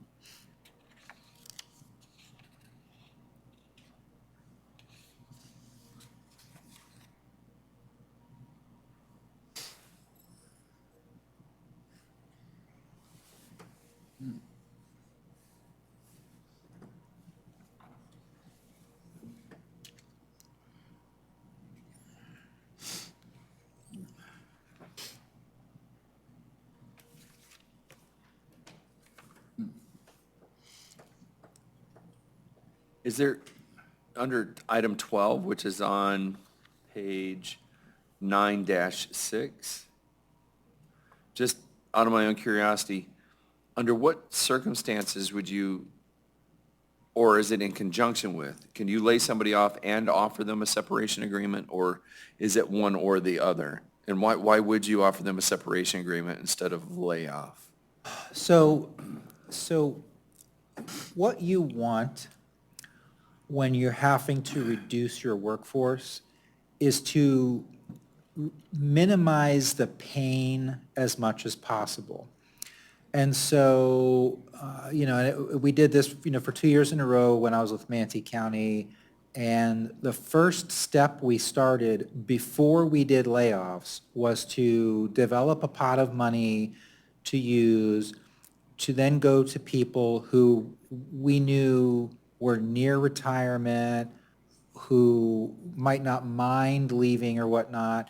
And so we offered an early out separation agreement with those folks to where we'll give you some extra money, more than you're entitled to if you just were to quit today, if you would like to step away from your job, knowing that once we're done with the volunteers for separation agreements, we're then going to have to implement a layoff plan. So if you're like right there and you're about ready to retire and you're just hanging around to hang around, and you know that if you don't leave, maybe one of your younger coworkers who's got 2 kids and a young wife to feed or whatever, may get laid off, you might take that deal. So if we ever get to that setting, which I hope we don't ever have to do, my counsel to the manager would be, let's try to do voluntary separation agreements first, see how many takers we get, and then we'll know how much more we have to make up in the budget to do involuntary layoffs. Does that make sense? Yes. Yep. Anybody else have questions on that one? Christine, are you back? I don't know if she is or not. Okay.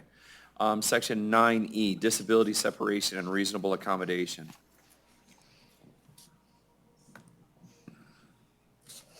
I have no comments on this, and I was good on the last section. Okay.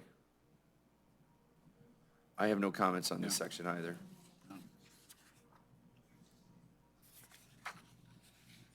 Dr. Tilka? Good. You're good? Okay. Section 9F, alternative employment program. So this is something that the city doesn't currently have, but I'm just recommending I put it in there. I feel it's a good employment practice if you do have someone who's become disabled and they really aren't going to be able to stay in their current position, to try to work with them for at least 90 days to see if there's anything that will open up for them to let them stay with the organization. And that basically is what the AEP is designed to do. So it doesn't give you a right to get another job or to bump somebody out of a job, but it's just an extra layer of, can we try to find something that's open that you might be able to get? I personally don't have any other questions in that section. Anyone else? For F, it refers to an exit interview, although it's slightly different. Just want to make sure that's the terminology we want to use. Which subsection are you looking at so I could? F4 and 5 both refer to exit interview. Last sentence of 4, first sentence of 5. Okay, I'll take care of it. And this is silly, but number F2, it says suitable alternate employment. We mean within the city, right? And it might be silly, but I actually recommend including within the city if that's what it's for. F2, It is F2, sentence 1. After searching for suitable alternate employment within the city. And actually the end of that sentence, end of the last sentence in section 2 also could state within the city. got it, thank you. Thank you. Any other questions? Okay, section 10, 10, Code of Ethics for Officers and Employees.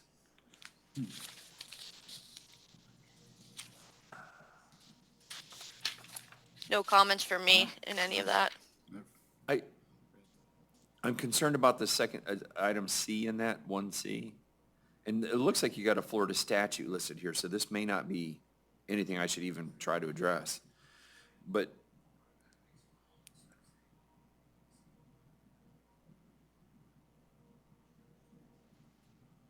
Okay, so it's realistically, it's about conflict of interest with the city interest. Approval of secondary employment shall be obtained as provided by section 17 of this policy. I don't want to prohibit an employee from getting a second job as long as it doesn't interfere with the primary duty, which would be this job. Is that correct? Yeah. Okay. Yeah, so I think section 17 is the miscellaneous section. Yeah.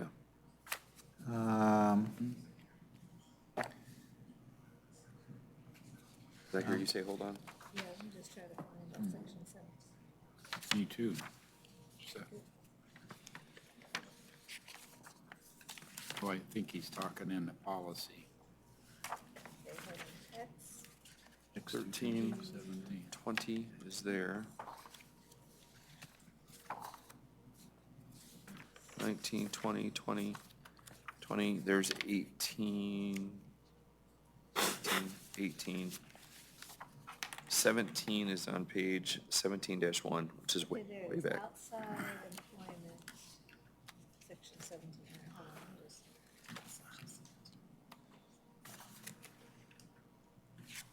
Okay, so yeah, XVII is outside employment, enterprise, or business. That's basically the, we haven't gotten there yet, but it's the policy on outside employment.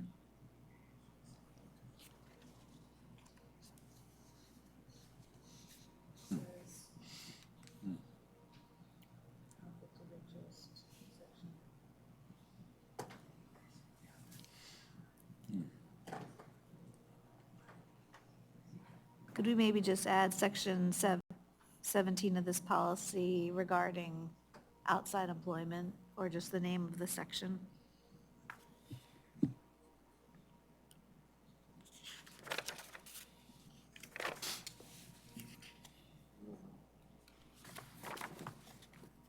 I know we talked about doing trainings, but is this another place where we should be asking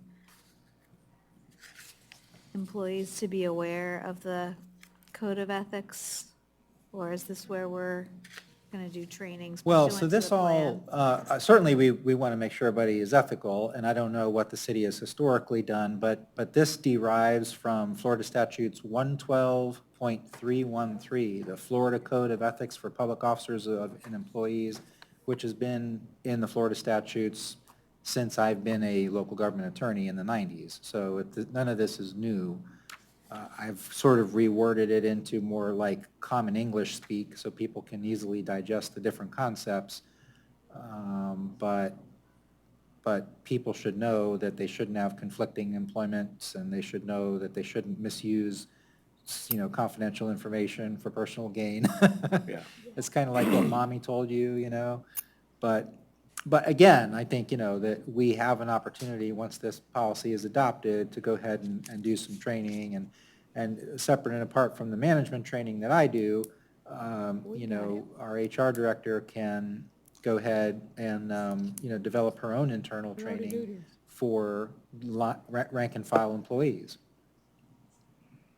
Yeah, they do. You guys require ethics training now anyway, right? We do. We We have had to one, take it. yes.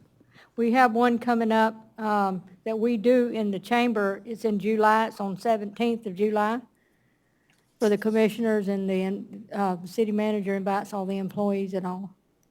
Yeah, we have to It's that comply. 4-hour training. We have to comply with the requirements in Florida statutes as, Oh, but that's for elected officials and higher ups. Yeah, I a think little I think different. she was talking about just the in general. the rank and file employees, yeah. We don't do it for every single employee require it. I believe we do pretty much make it mandatory for our department heads, but anyone beyond that, they're welcome to join if they want to. But they're going to get a copy of the policy, and they're supposed to read it. And again, a lot of this is common sense, so. And I also make available to everybody the ethics policy as well, that's put out by the state. A lot of employees here has that. I think they just updated it.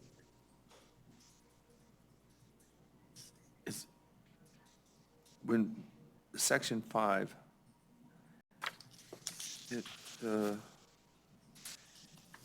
is there any reason that it should be, is there any reason we should be concerned about city officers holding office of another city government? Is there anything that should be listed on that? Is there ever an issue with that? No, I mean, well, we can certainly put that in if that's what y'all's recommendation. However, I think that the courts have been a little more hostile to that. You know, the ability to seek office is part of who we are as a country. We want people to be engaged in the public sector. What this rule simply gets to is, if you're going to be our employee, you have to be our employee. And we do not want you to then cross over and come onto a Madeira Beach Advisory Board or the Planning Board or, you know, run for commission or anything like that. I can't That the politics and the work need to remain separate within Madeira Beach. But if a Madeira Beach employee doesn't live here, they live in one of the Reddingtons or whatnot, or in Pinellas Park, and they say, I'd like to be involved in my municipal government, so I want to get on the Board of Adjustment or whatnot, that's great. You know, that's perfectly good. I worked for the St. Pete City Attorney's Office, but I lived in Pinellas Park, and I was on the Pinellas Park Board of Adjustment, you know, and that's just, you're being involved with your community, so. They just can't serve on a committee with their city. Correct. But as far as me, I can't, it would be dual office holding to me if I were to take, in the same way as any other of the charter officers, we can't be an officer at two cities. Okay. So that would be It's a violation of the Constitution. okay, so that's specific to those, okay. Yep. All right. All right. Does anybody have questions on that one? Christine, you good? And that also applies to other offices, I think, the fire chief, building official, just different ones. I'm good. Just a general comment I'd like to make before we tackle 11, discipline and discharge. In other policies that I've looked at in the past, there's a section before you talk to the employee specifically about this is what will happen with discipline and discharge. There's a best practice way to approach when you have a problem, and it has a lot to do with speaking with the people you have a problem with and addressing it that way before you get to that point, you get to discipline and discharge. It's for the employee mostly, because some employees just let things get exacerbated, and then at the end, they're like, oh, it was harassment, and then they go through the process, and they really didn't do any of the upfront due diligence of, hey, you know, I got a problem here. I don't understand why you're having me do this. Could you help me get through this? You know, and is there any way we could place some wording in here that enables an employee a roadmap of how they really should address when they feel that they have a problem? Is that something that could be put in there, or is that realistic for a personnel policy? Well, when you say have a problem, can you be? I'm talking about, it could be one of those things where that they're dealing with another employee or with a manager, whoever their supervisor, manager, director is, and they have a discrepancy. It could be about, I was supposed to be here at 8:30 versus 8 o'clock, you know. Well, if you got a schedule that's been up for 4 weeks, it's pretty much clear you got to be there what time you are. But if something just happened and there was some unexpected event and the person needs you to come in, there should be just a kind rapport between people where you address it up front, talk to each other first, rather than escalating it and saying, oh, I've got a problem with this person, and taking it to the manager up above them before you even talk to the person that you perceive that you have a problem with. And there should be some expectation that the employee approaches it in the right way, rather than just jumping over, I'm going to file a grievance, or whatever we're going to call that word. I think it's I would say that's more training, more training. honestly, Because on that- problem solving, to Yeah. be honest. I don't know if there's a policy that we can really do. Yeah, a and that's roadmap. more also about communicating. I mean, Yeah. you have Yeah. to communicate with your employees daily and provide just basic management supervision, the expectations in addition to resources, but it's about communicating what the work is and treating everybody obviously respectfully and Yeah. equitably, et cetera. I think you're talking about coworker to coworker is what It I can be was. coworker or coworker to the first line supervisor. So- There's no reason, typically, not always, not everything needs to be handled by a manager. Sometimes you just address it with your supervisor, hey, this is what's going on. And the traditional employee should not jump those ranks. They shouldn't. They should address it with that first line supervisor to start with. I've seen it too many different places, and I just want to make sure that we don't allow people to do that, because that to me creates more chaos for his management team. So I hear what you're saying, and I don't disagree with it. I think that, you know, if you put something like that in your personnel policy, and then you get to a situation where there's a claim of discrimination or harassment, you're giving the plaintiff attorney an opening to say, well, your personnel policy directed my client to go try to deal with this issue with the very coworker who was discriminating or harassing them. And so, you know, you really didn't make my client feel like they could come to management right away. And of course, my defense would be, well, come on, dude, I've got a whole section here dealing with illegal harassment that your client could have invoked if he or she wanted to. But it's very hard to start trying to tell employees how they should interact with each other in interpersonal relations. I mean, I just don't know how I would write that. I did want to mention, though, in the employee complaint procedure, it does say the purpose of the complaint procedure is establish a process for resolving employee work-related problems and grievances at the lowest administrative level possible and to assure fair, expeditious, and orderly resolution of the same. And I feel like that kind of gets at that, like, Deal with not escalating. But I think that the chair was initially. talking about, because the complaint procedure, you are invoking at least a supervisor to start. And so I think what the chair was saying is before you even go talk to a supervisor, y'all need to work it out amongst yourselves, which I agree. That's something that people coworkers should do. When I was a young attorney for City of St. Petersburg, I went to the city attorney's office and I said, my coworker attorney will not help me with this thing. And he stood up from his desk without saying a word and walked me back down to her door and said, Rob has something to say to you, and walked away. And it was a great lesson. It was truly a great lesson. That's good. And that's I think what you're getting That's what at. I'm getting at, yes. But I think the manager's point is that that's more just people, you know, trying to create a culture where people can talk to each other. I'm happy to consider language if you want, but I'm not sure how I would. You don't write think it that. helps, then no. Is that back to you then?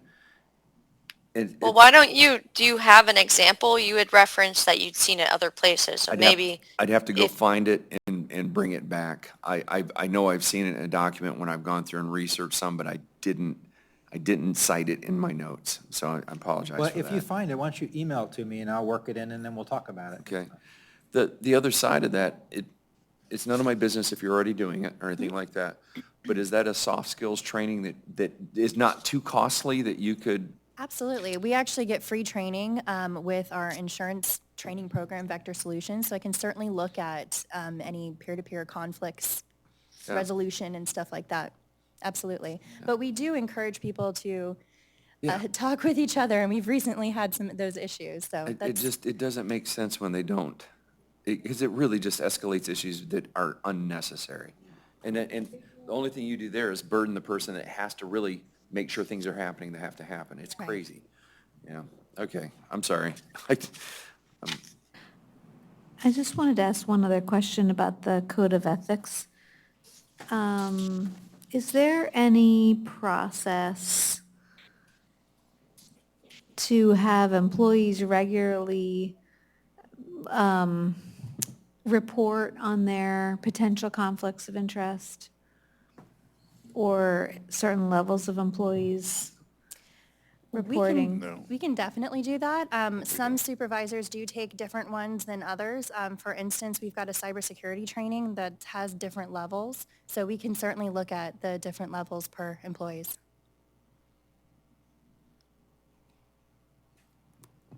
Yeah, every single year I'm required to fill out one of those forms, and you go through all the different provisions, kind of like in this thing, and it's without doing a training, it like reminds people of all of these things. The Like, answer is basically forces them to read it every single year. Yeah, the answer is, can you do it? Yes. Is it a system that the city wants to establish? Because as with anything like that, if you put it in the policy that you're going to do it, you better do it. But I know, I keep talking about my past, but it's relevant. So, when I was at Manatee County, the county administrator caught one of his directors investing in real estate. That director also had jurisdiction over the planning of future roads. And lo and behold, the director formed an LLC with a buddy of his, and they acquired land on a road that his department had just platted, nobody knew about it except for the department that was planning that future road out in the east of the county. And so he knew that he was buying a piece of property that would have added value when that road went in, which is clearly misuse of confidential information. There's a variety of ethics issues. And so from that point forward, the county administrator did adopt an annual requirement that his directors had to put forward, what companies are you involved in, blah, blah, blah. But it was a process that someone had to follow every year, because you can't say you're going to do it and then don't do it, because then the newspaper comes and says, this is in your policy, why aren't you doing it? So can you do it? Yes, you can. It's something that the manager is going to have to decide, is that a bureaucracy that I want to stand up and that I can sustain in this small agency? It's almost a type of a disclosure, again, to avoid any conflicts. And I worked in a city where that was required, but they were filed, but honestly, they just sat there. But something we can do. We have not done that, though, that I'm aware of, right? I mean, we don't No, require anything. The only form that we have is the second job form. That's Right, really outside it. employment. So, and again, just to remind everyone, we don't have any employment agreements with any employee other than myself. So there is nothing contractually between the employer, the city, and any of our department heads that would, just so that you're aware. But for example, my employment agreement stipulates that I am not allowed to work anywhere else other than teaching. So it's pretty specific, but our policy addresses outside employment, as Ms. Powers stated. Good to move on to section 9. Are we good to move on to section 9B as in Bravo, grounds for discipline or discharge? Assuming we're going to do it. I'd like to say, Mr. Archenfelder, that's quite an exhaustive list. 61 items, right? And I really don't have anything to make comments on there. I'm just curious what you missed. There's going to be something. This is like the benefit of my life's work, and every time I think I've gotten them all, someone does something that makes me add to the list. But guys, this is one of those things where you can laugh and you say, why you have so many things, but it really is helpful when you're in the not just the discipline era, when you're defending claims in the employment law world. It's always good to say, we told the employee with as much specificity as we could the things that they shouldn't be doing, right? And so you could just boil this down to 5, Don't be a jerk to people, don't steal things, whatever. But there are a whole variety of things that we want to make sure that people understand that they're not supposed to be doing. Some of them are conduct related, and some of them are more performance related. But in any event, that's why the list is so long. I actually had one question. Number 32. Why do we give them 3 days to report a arrest and not as soon as possible? Well, I think that if you say as soon as possible, you're going to, that's very, it creates an ambiguity that then makes it hard to discipline the employee for, because you get into dancing on the head of a pin of what was possible. And so if you're arrested, one would think that within 3 days, you're going to be able to let us know that you were arrested. Seems reasonable. I just was curious. It's oddly specific, but I think it makes sense. Yeah, I mean, you can argue to shorten it, to 1 day or 2 day, but I guess I kind of feel like, okay, I got arrested. I may think it's bogus. I may want to have an opportunity to consult with an attorney to know exactly what my next step is, and that may take me a day or two to get in to see somebody. So, let's give them 3 days. Obviously, if they're arrested and incarcerated, they're going to start not showing up for work, which then goes back to the prior discussion that we had about unexcused absences. But, sometimes people could be arrested, but then they're released to their own recognizance.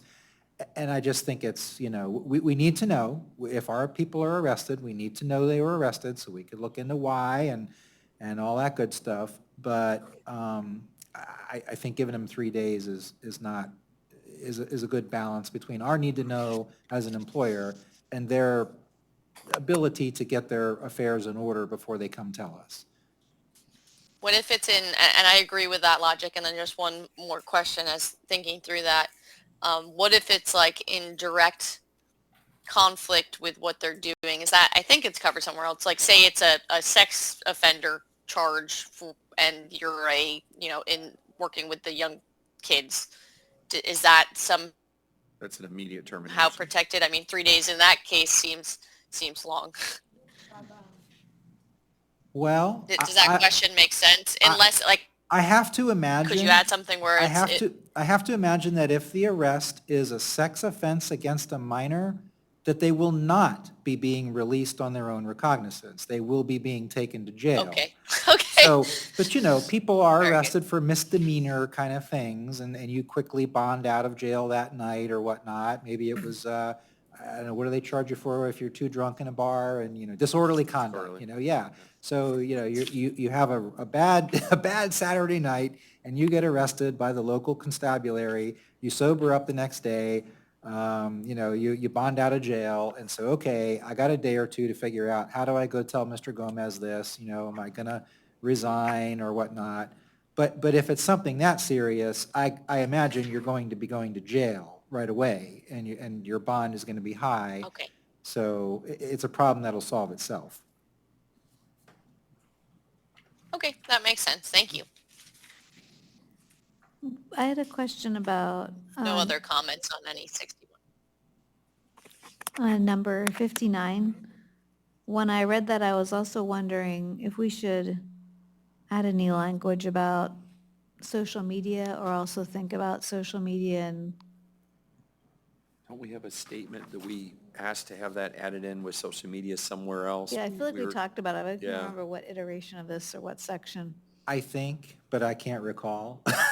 Can we add something in there? Publishing, does that matter if it's in paper or electronic format, if it reads publishing though? It probably doesn't, but as I was reading it, I was thinking, I wonder if we should just, Yeah, I know. because it is so ubiquitous. Let me take a look at that. I've done some standalone social media policies for other clients, and so maybe we can add a chapter in the add a section in the miscellaneous section that deals with social media. That's a good idea. Thank you. Does the city currently have a standalone social media policy? No. No. Okay. You need one. You need one. It's just a matter of time. Well, there's been a lot of, just so that you all know, because it's good for your knowledge as CSC members, but there has been a lot of debate at the federal level with respect to social media policies vis-a-vis labor laws, because the Labor Department, especially under President Biden, has come down to say, you can't have these policies that say you're not allowed to criticize your employer or your supervisor. because that's protected concerted activity under Section 7 of the National Labor Relations Act, the thing that allows private sector to unionize. So that hasn't made its way to Florida public sector union law yet, but I'm paying attention to the cases because I'm wondering, if people are going to start making those arguments. So all that to say, I'll bring you back a recommendation on that, but we need to also sort of be mindful that our employees do have certain rights to say things if those things are, in their mind, in furtherance of their collective ability to talk about their work environment or their working conditions with their fellow workers. So issues come up like Facebook pages or, that kind of thing where people are posting and then they start saying, oh, that Robin Gomez, blah, blah, blah. And so we just need to be careful before we dive in and say you're fired, because there's First Amendment implications and there's unionization implications that we have to be careful of, so. Oh, the things you have to think of. I wouldn't, yeah. My concern is students going into the bathroom with cell phones. Yep.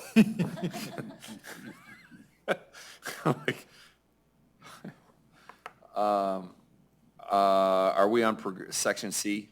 Are we okay to move with that, everybody? Okay, we have 30 minutes remaining, by the way, so probably in about, I'd say 20 minutes, we need to choose a wrap-up, figure out what we discussed, things we need to bring back on next time around. Is that okay with everyone? Christine, you okay with that? Good, yep. Okay. So we're going to go on to section 11, item C as in Charlie, progressive discipline. There's only one thing that I noticed on this right off the back is number 4. Step 1, oral or warning. Step 2, written. Step 3, written. And then step 4, discharge.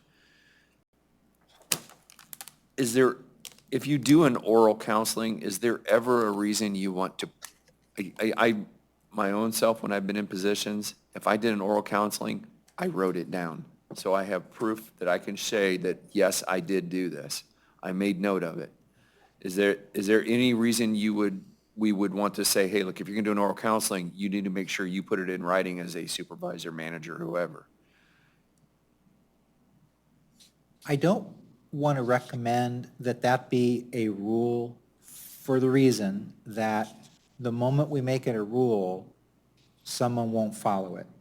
And it's very hard for the manager and the HR director, day in and day out, to make sure that all of the frontline supervisors that are out there are following that rule.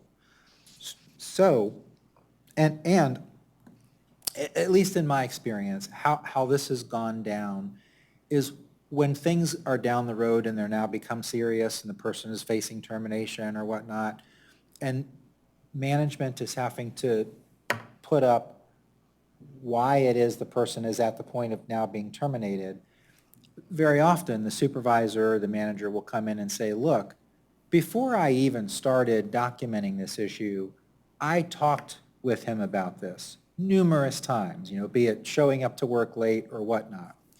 And so if the manager writes those things down somewhere, that's fine in terms of memorializing it.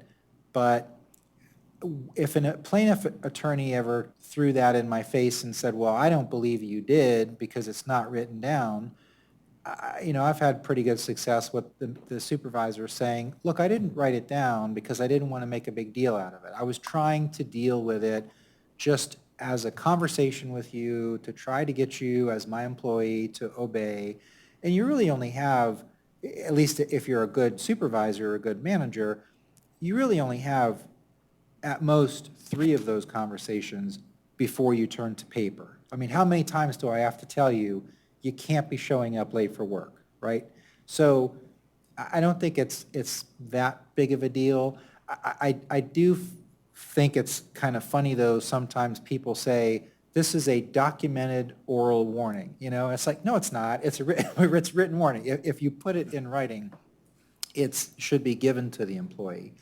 So what I do tell managers, like when I do training on evaluation, because I have a training session on how to give evaluations the right way, is because evaluations are annual documents, it's almost certain we as human beings aren't going to have good memories of what occurred throughout the course of an entire year. And so the rule of recency, kicks in, and we tend to remember what happened in the last 4 weeks or whatever. So keep a notebook, your supervisor, keep a notebook of all the employees that you supervise, and week in and week out, as things happen, good or bad, that you want to remember for your evaluation when you sit down to write it, jot those things down. And so that's where you could. And when I do training, I say you could note these kind of things, that you spoke to the so-and-so about this. I just don't want to make it a rule, because then it becomes something that won't be followed. Okay. I get it. So that's one of those training things as a suggestion then. I don't know. I know for me that writing it down helps, because when somebody questions it, on this date, that's, yep. And what I've gotten on the flip side too is if a manager overly does that, and then we get into a litigation or whatnot, the employee says, I had no idea that you had these problems with me, and so then you get into, why didn't you give me fair notice? You should have given me fair notice, which is why when I train, I say 2 or 3 at the most of these conversations, then take it off of verbal and start doing the paper trail. Yep. In one of the recent advanced supervisor courses I took, they tell us if you have to do a verbal warning, if somebody, that's after repeatedly doing the same thing, not like one time, but Yeah. it becomes a problem, you need to make a note of it. Because and you talk to them about it, and just make a note of what day and what you talk to them about and everything. So, because you may have to rely on that one day. It's not a written thing where it's given to them, but when you talk to them, you have to make a note of that and what the problem was. Seems to me like it's also covered in numbers, or step number 2, that it is a written discipline or notice.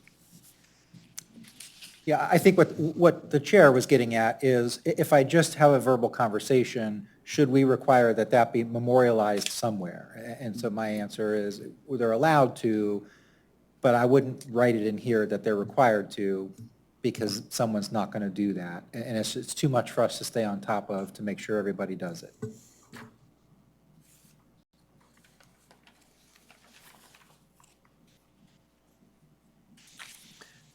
Are we good with that? I had a separate comment. Go, please.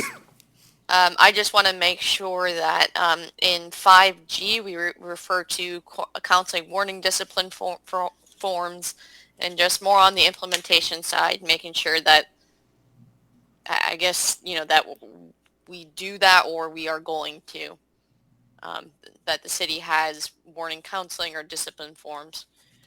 Don't we have it on the list of items that when we finish this, we do some form standardization, something like that, where I we also believe have so, yeah, but I'll have revision Claire look traction? at that list as well. Yeah. So the counseling form should be something added to it if it's not there, right? Yeah, that's one to make sure, if we're going to say it, then we need to do it. Yep. And I have a lovely warning counseling form that I've developed over the years that I could just send. Would you please do that? Yeah, sure. That's, better off to use one that's been proven. Yep. Item, is it 6 on here? I did an edit. It looks weird on my paper where I made the note. 7 on here. Managerial professional, this is on page 9-7. We're still in the same, yes, we are. Managerial professional or confidential personnel of the city who have been designated as serving at the pleasure of the Board of Commissioners or city manager are not covered progressive discipline. So this would be those people that we're saying that aren't eligible. So it doesn't need to read the charter members or anything like that, right? This is that conversation that we had with, Yeah. when we had the joint meeting, yeah. Got it.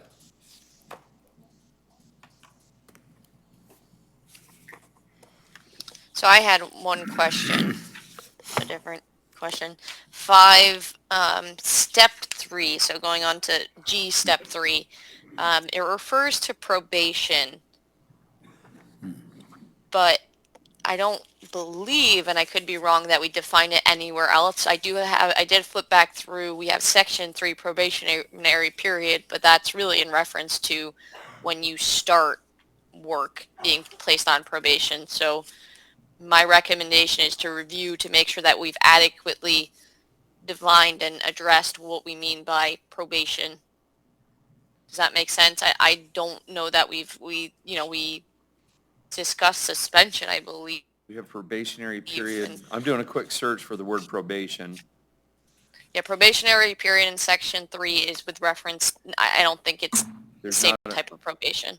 There's not unless, there's not a specific probation that I see. Do we need a section on probation? Yeah, like how do you put somebody on probation and what does that mean?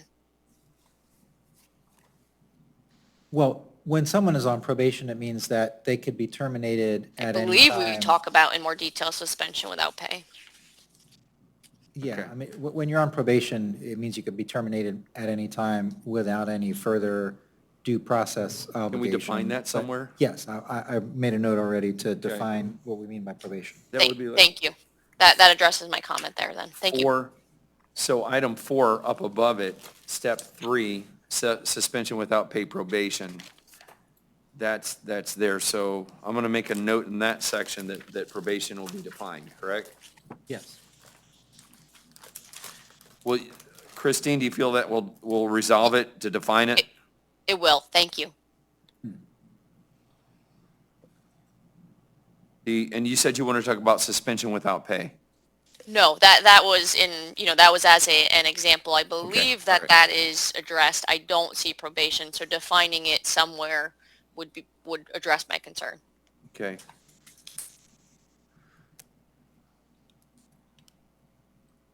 Is there,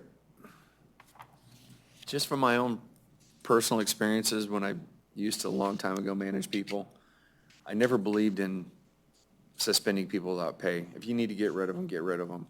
Cut the loss, because otherwise you're just putting a Band-Aid on a wound.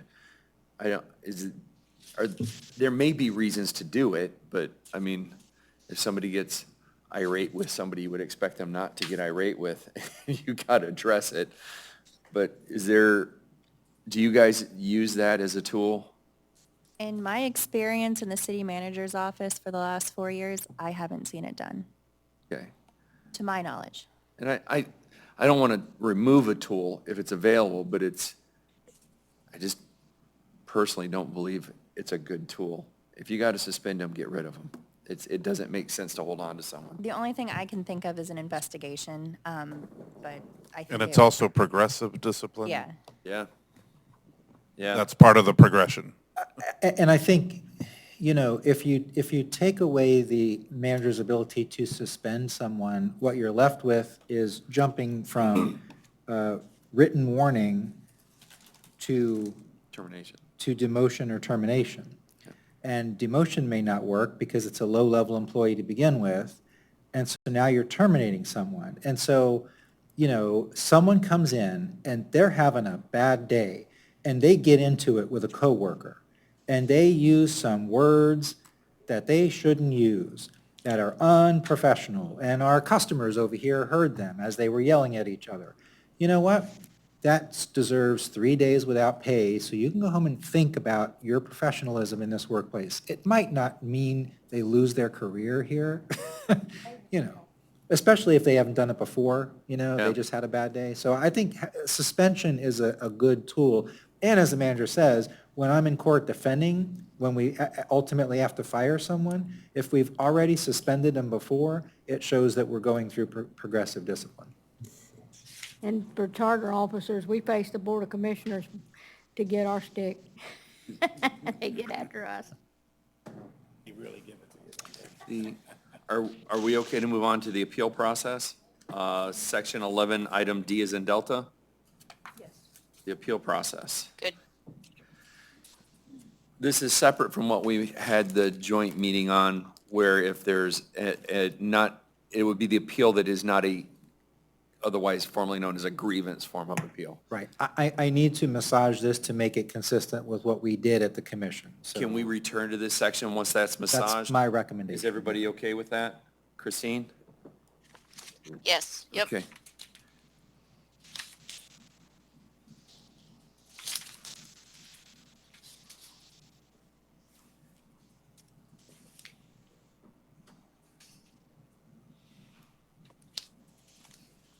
Okay.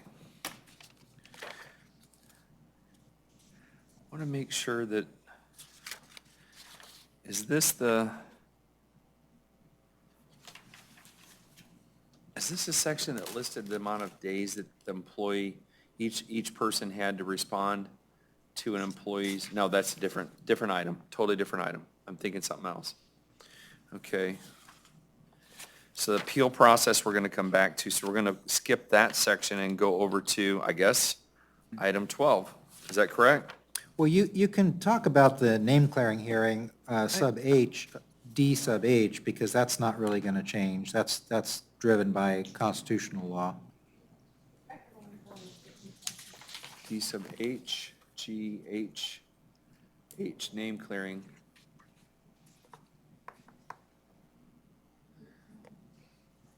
Oh, I had one in here for G.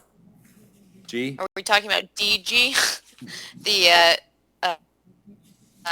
post-termination hearing? I think we said something about or designee for the Civil Service Commission. We said something about the possibility of like hiring somebody to. Yeah, Yeah. what we talked about Help is me out if we're you know what we're gonna revisit that because I want to Okay. revise this to do what we talked about at the commission when we had our joint meeting. I'm moving beyond that to sub H, name clearing hearing, because that won't change. Sorry, I misunderstood. I don't have anything on H. Item, okay, on H, item 2.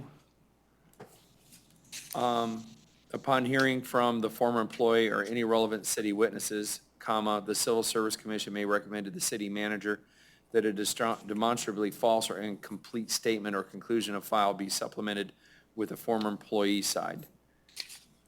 Is that ever anything, this is not Mr. Gomez, he's not that guy, but in the past, things have not been taken to the Board of Commissioners. Is that something where we could add a term in there saying that we would make a recommendation to the city manager and the board, or is that necessary? Because this ties in, I think, more towards if they wanted to do an appeal, and that went before the magistrate or whoever it was that would make a decision, correct?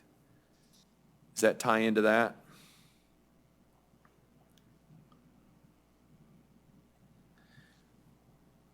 The reason I'm asking is because there was an instance where a city manager sat on documents. And that's not Mr. Gomez. I want to be very clear, that's not Mr. Gomez. Sat on what? Sat on documents. They sat on documents that clearly had an issue, but it brought the city manager into the issue. So the person sat on those documents and never pushed it through where it needed to go. Oh. And again, that was not Mr. Gomez.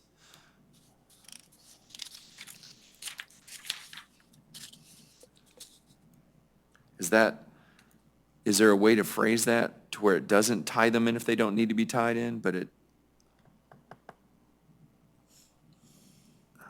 I'm not understanding what you mean by tied in. I don't want to needlessly take something to the Board of Commissioners. No, Personally. what I wrote Yeah. down, I'm going to have to play with the wording, but I'm going to take out recommend to the manager, if it's okay with you all, and put that you can require the manager Okay, to allow the employee to place in the record his or her own supplemental statement regarding the alleged demonstrably false or incomplete statement or conclusion.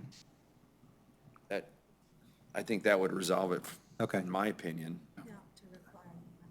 Yeah, And just so you all understand, because you may not have ever heard of this thing called name clearing hearing, but name clearing hearing only applies for people who are no longer working here, and then a statement is made about them.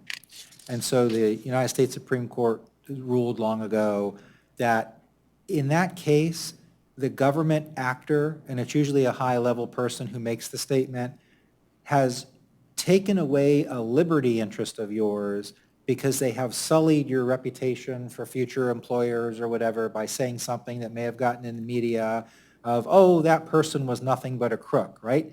And so Don't say that. you had no way to go and force the government to correct that short of filing a federal lawsuit. And so what the United States Supreme Court has said is that if a former public employee feels that their employer made this post-separation statement that has harmed their liberty interest, they need some way to clear their name as a matter of due process. And so the name clearing hearing is what the Supreme Court has blessed, and now the appellate courts have blessed it.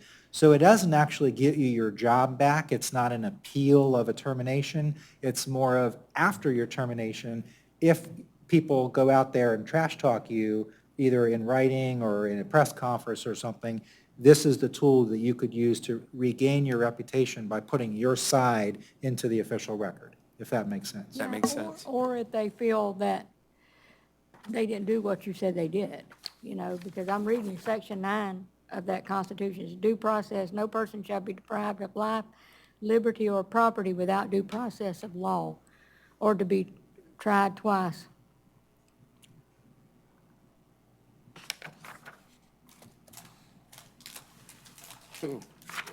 Actually, okay, I'll address this the next time, but I think we have 10 minutes left to agreed time, so I'd like to, is everybody okay if the next time we return, which would be in June, is that correct? What day is that in June? So April 9th is Ninth. just about Is the Just Contract. the contract, the bid, just the bid.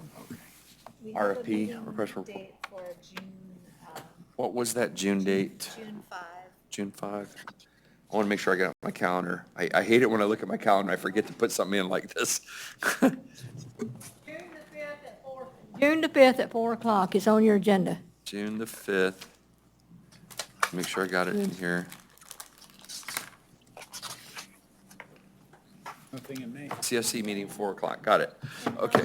And the other date is, Is 4 o'clock okay for you? June the 5th? Yeah, built that schedule around it. That's Wednesday. what was that Okay. other date? Is 4 o'clock okay for you on June the 5th as well, Christine?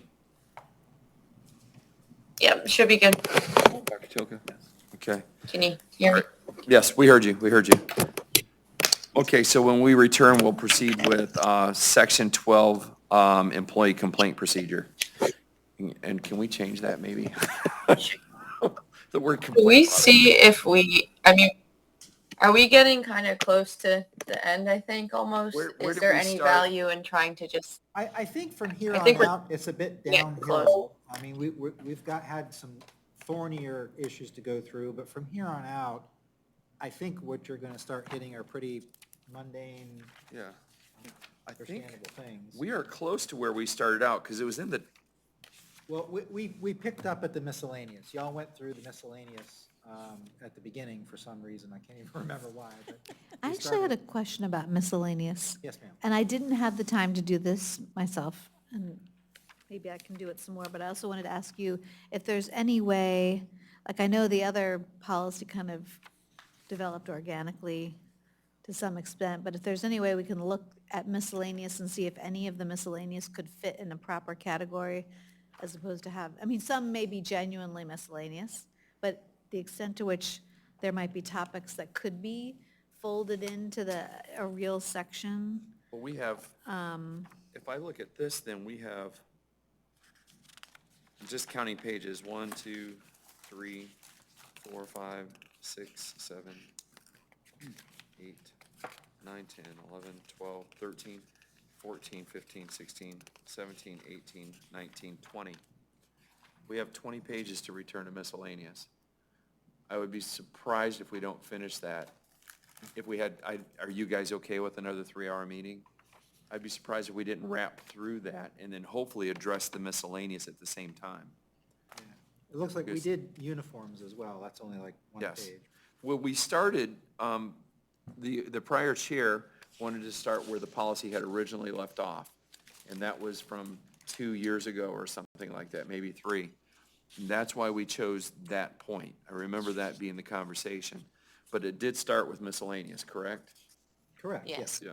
So I'm gonna make a recommendation. If we're getting back together in April, should we just try to get, I mean, I've gone through those sections and a lot of it, I just have check marks on each. Can we try to do an hour or two then and see if we can't get it done and then be reviewing in June the final, an updated version? Try to get this done sooner rather than later. So are you saying that- you want to do 3 hours in 1 month, on that 9th? Or are you Is just? that, yes, I'm suggesting, I don't know that I mean, if it's not 3 hour, like, should we just continue on April 9th? I'm hoping if we're just,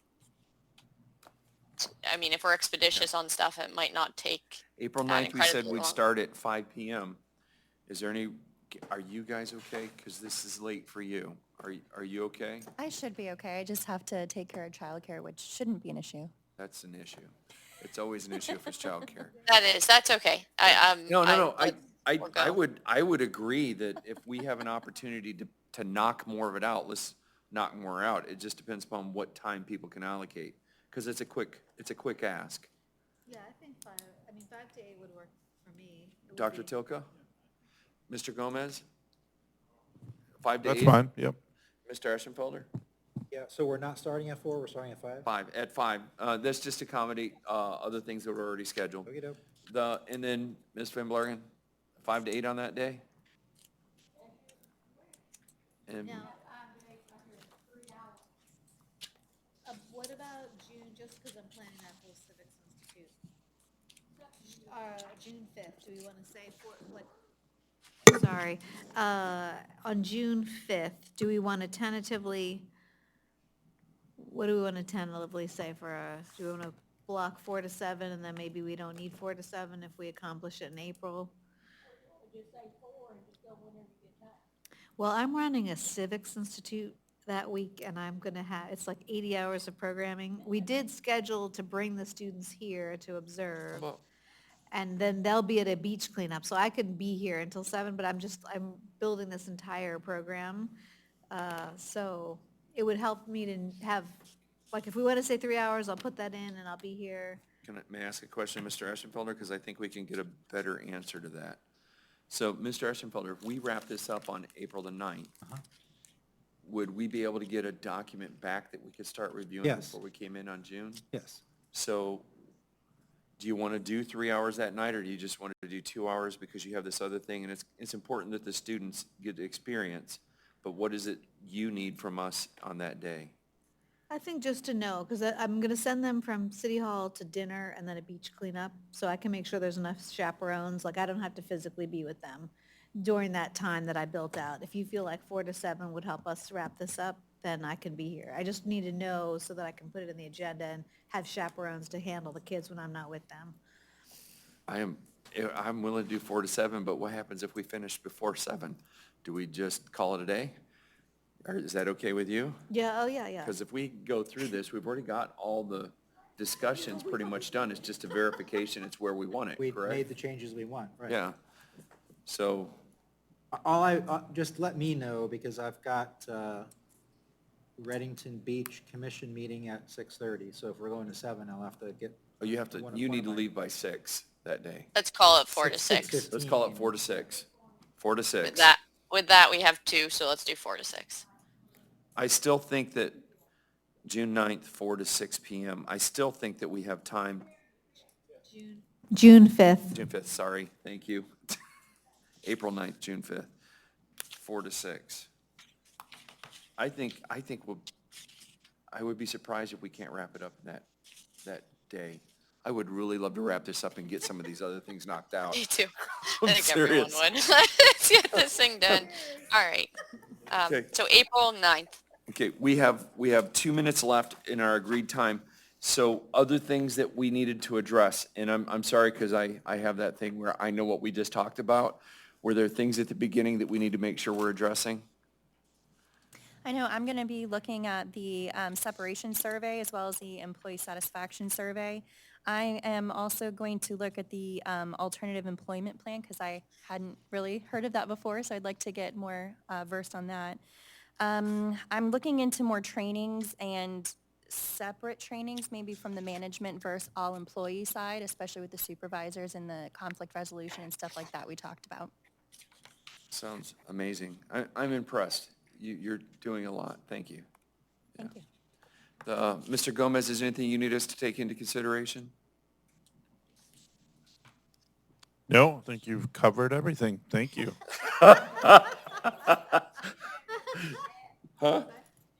Anything else you want to add to that? I think we've got enough. I'll think of something, I'm sure. Oh, one of the things we do need to discuss sometime in the next time, not until we finish this, is the per diem rates where we talked about using the governmental rate I discussions. have it added. Okay. I added But it. we need to discuss that because right now it's currently too low. Yeah, it's part of our Yeah, we travel switched policy, to- so we can look at that. Yeah, that we switched to the GSA rate. Yeah, because that was one of the recommendations by the city manager was to change Yeah. that. Yeah, I read that and I'm like, okay, under this circumstance and that circumstance, and there's 6 different numbers you can look at, and I'm like, which one are you looking at? So it's all right. I agree. It needs to be higher than it currently is. All right. So with that, guys, it is 7 o'clock and we are done for the night. Thank you, everybody.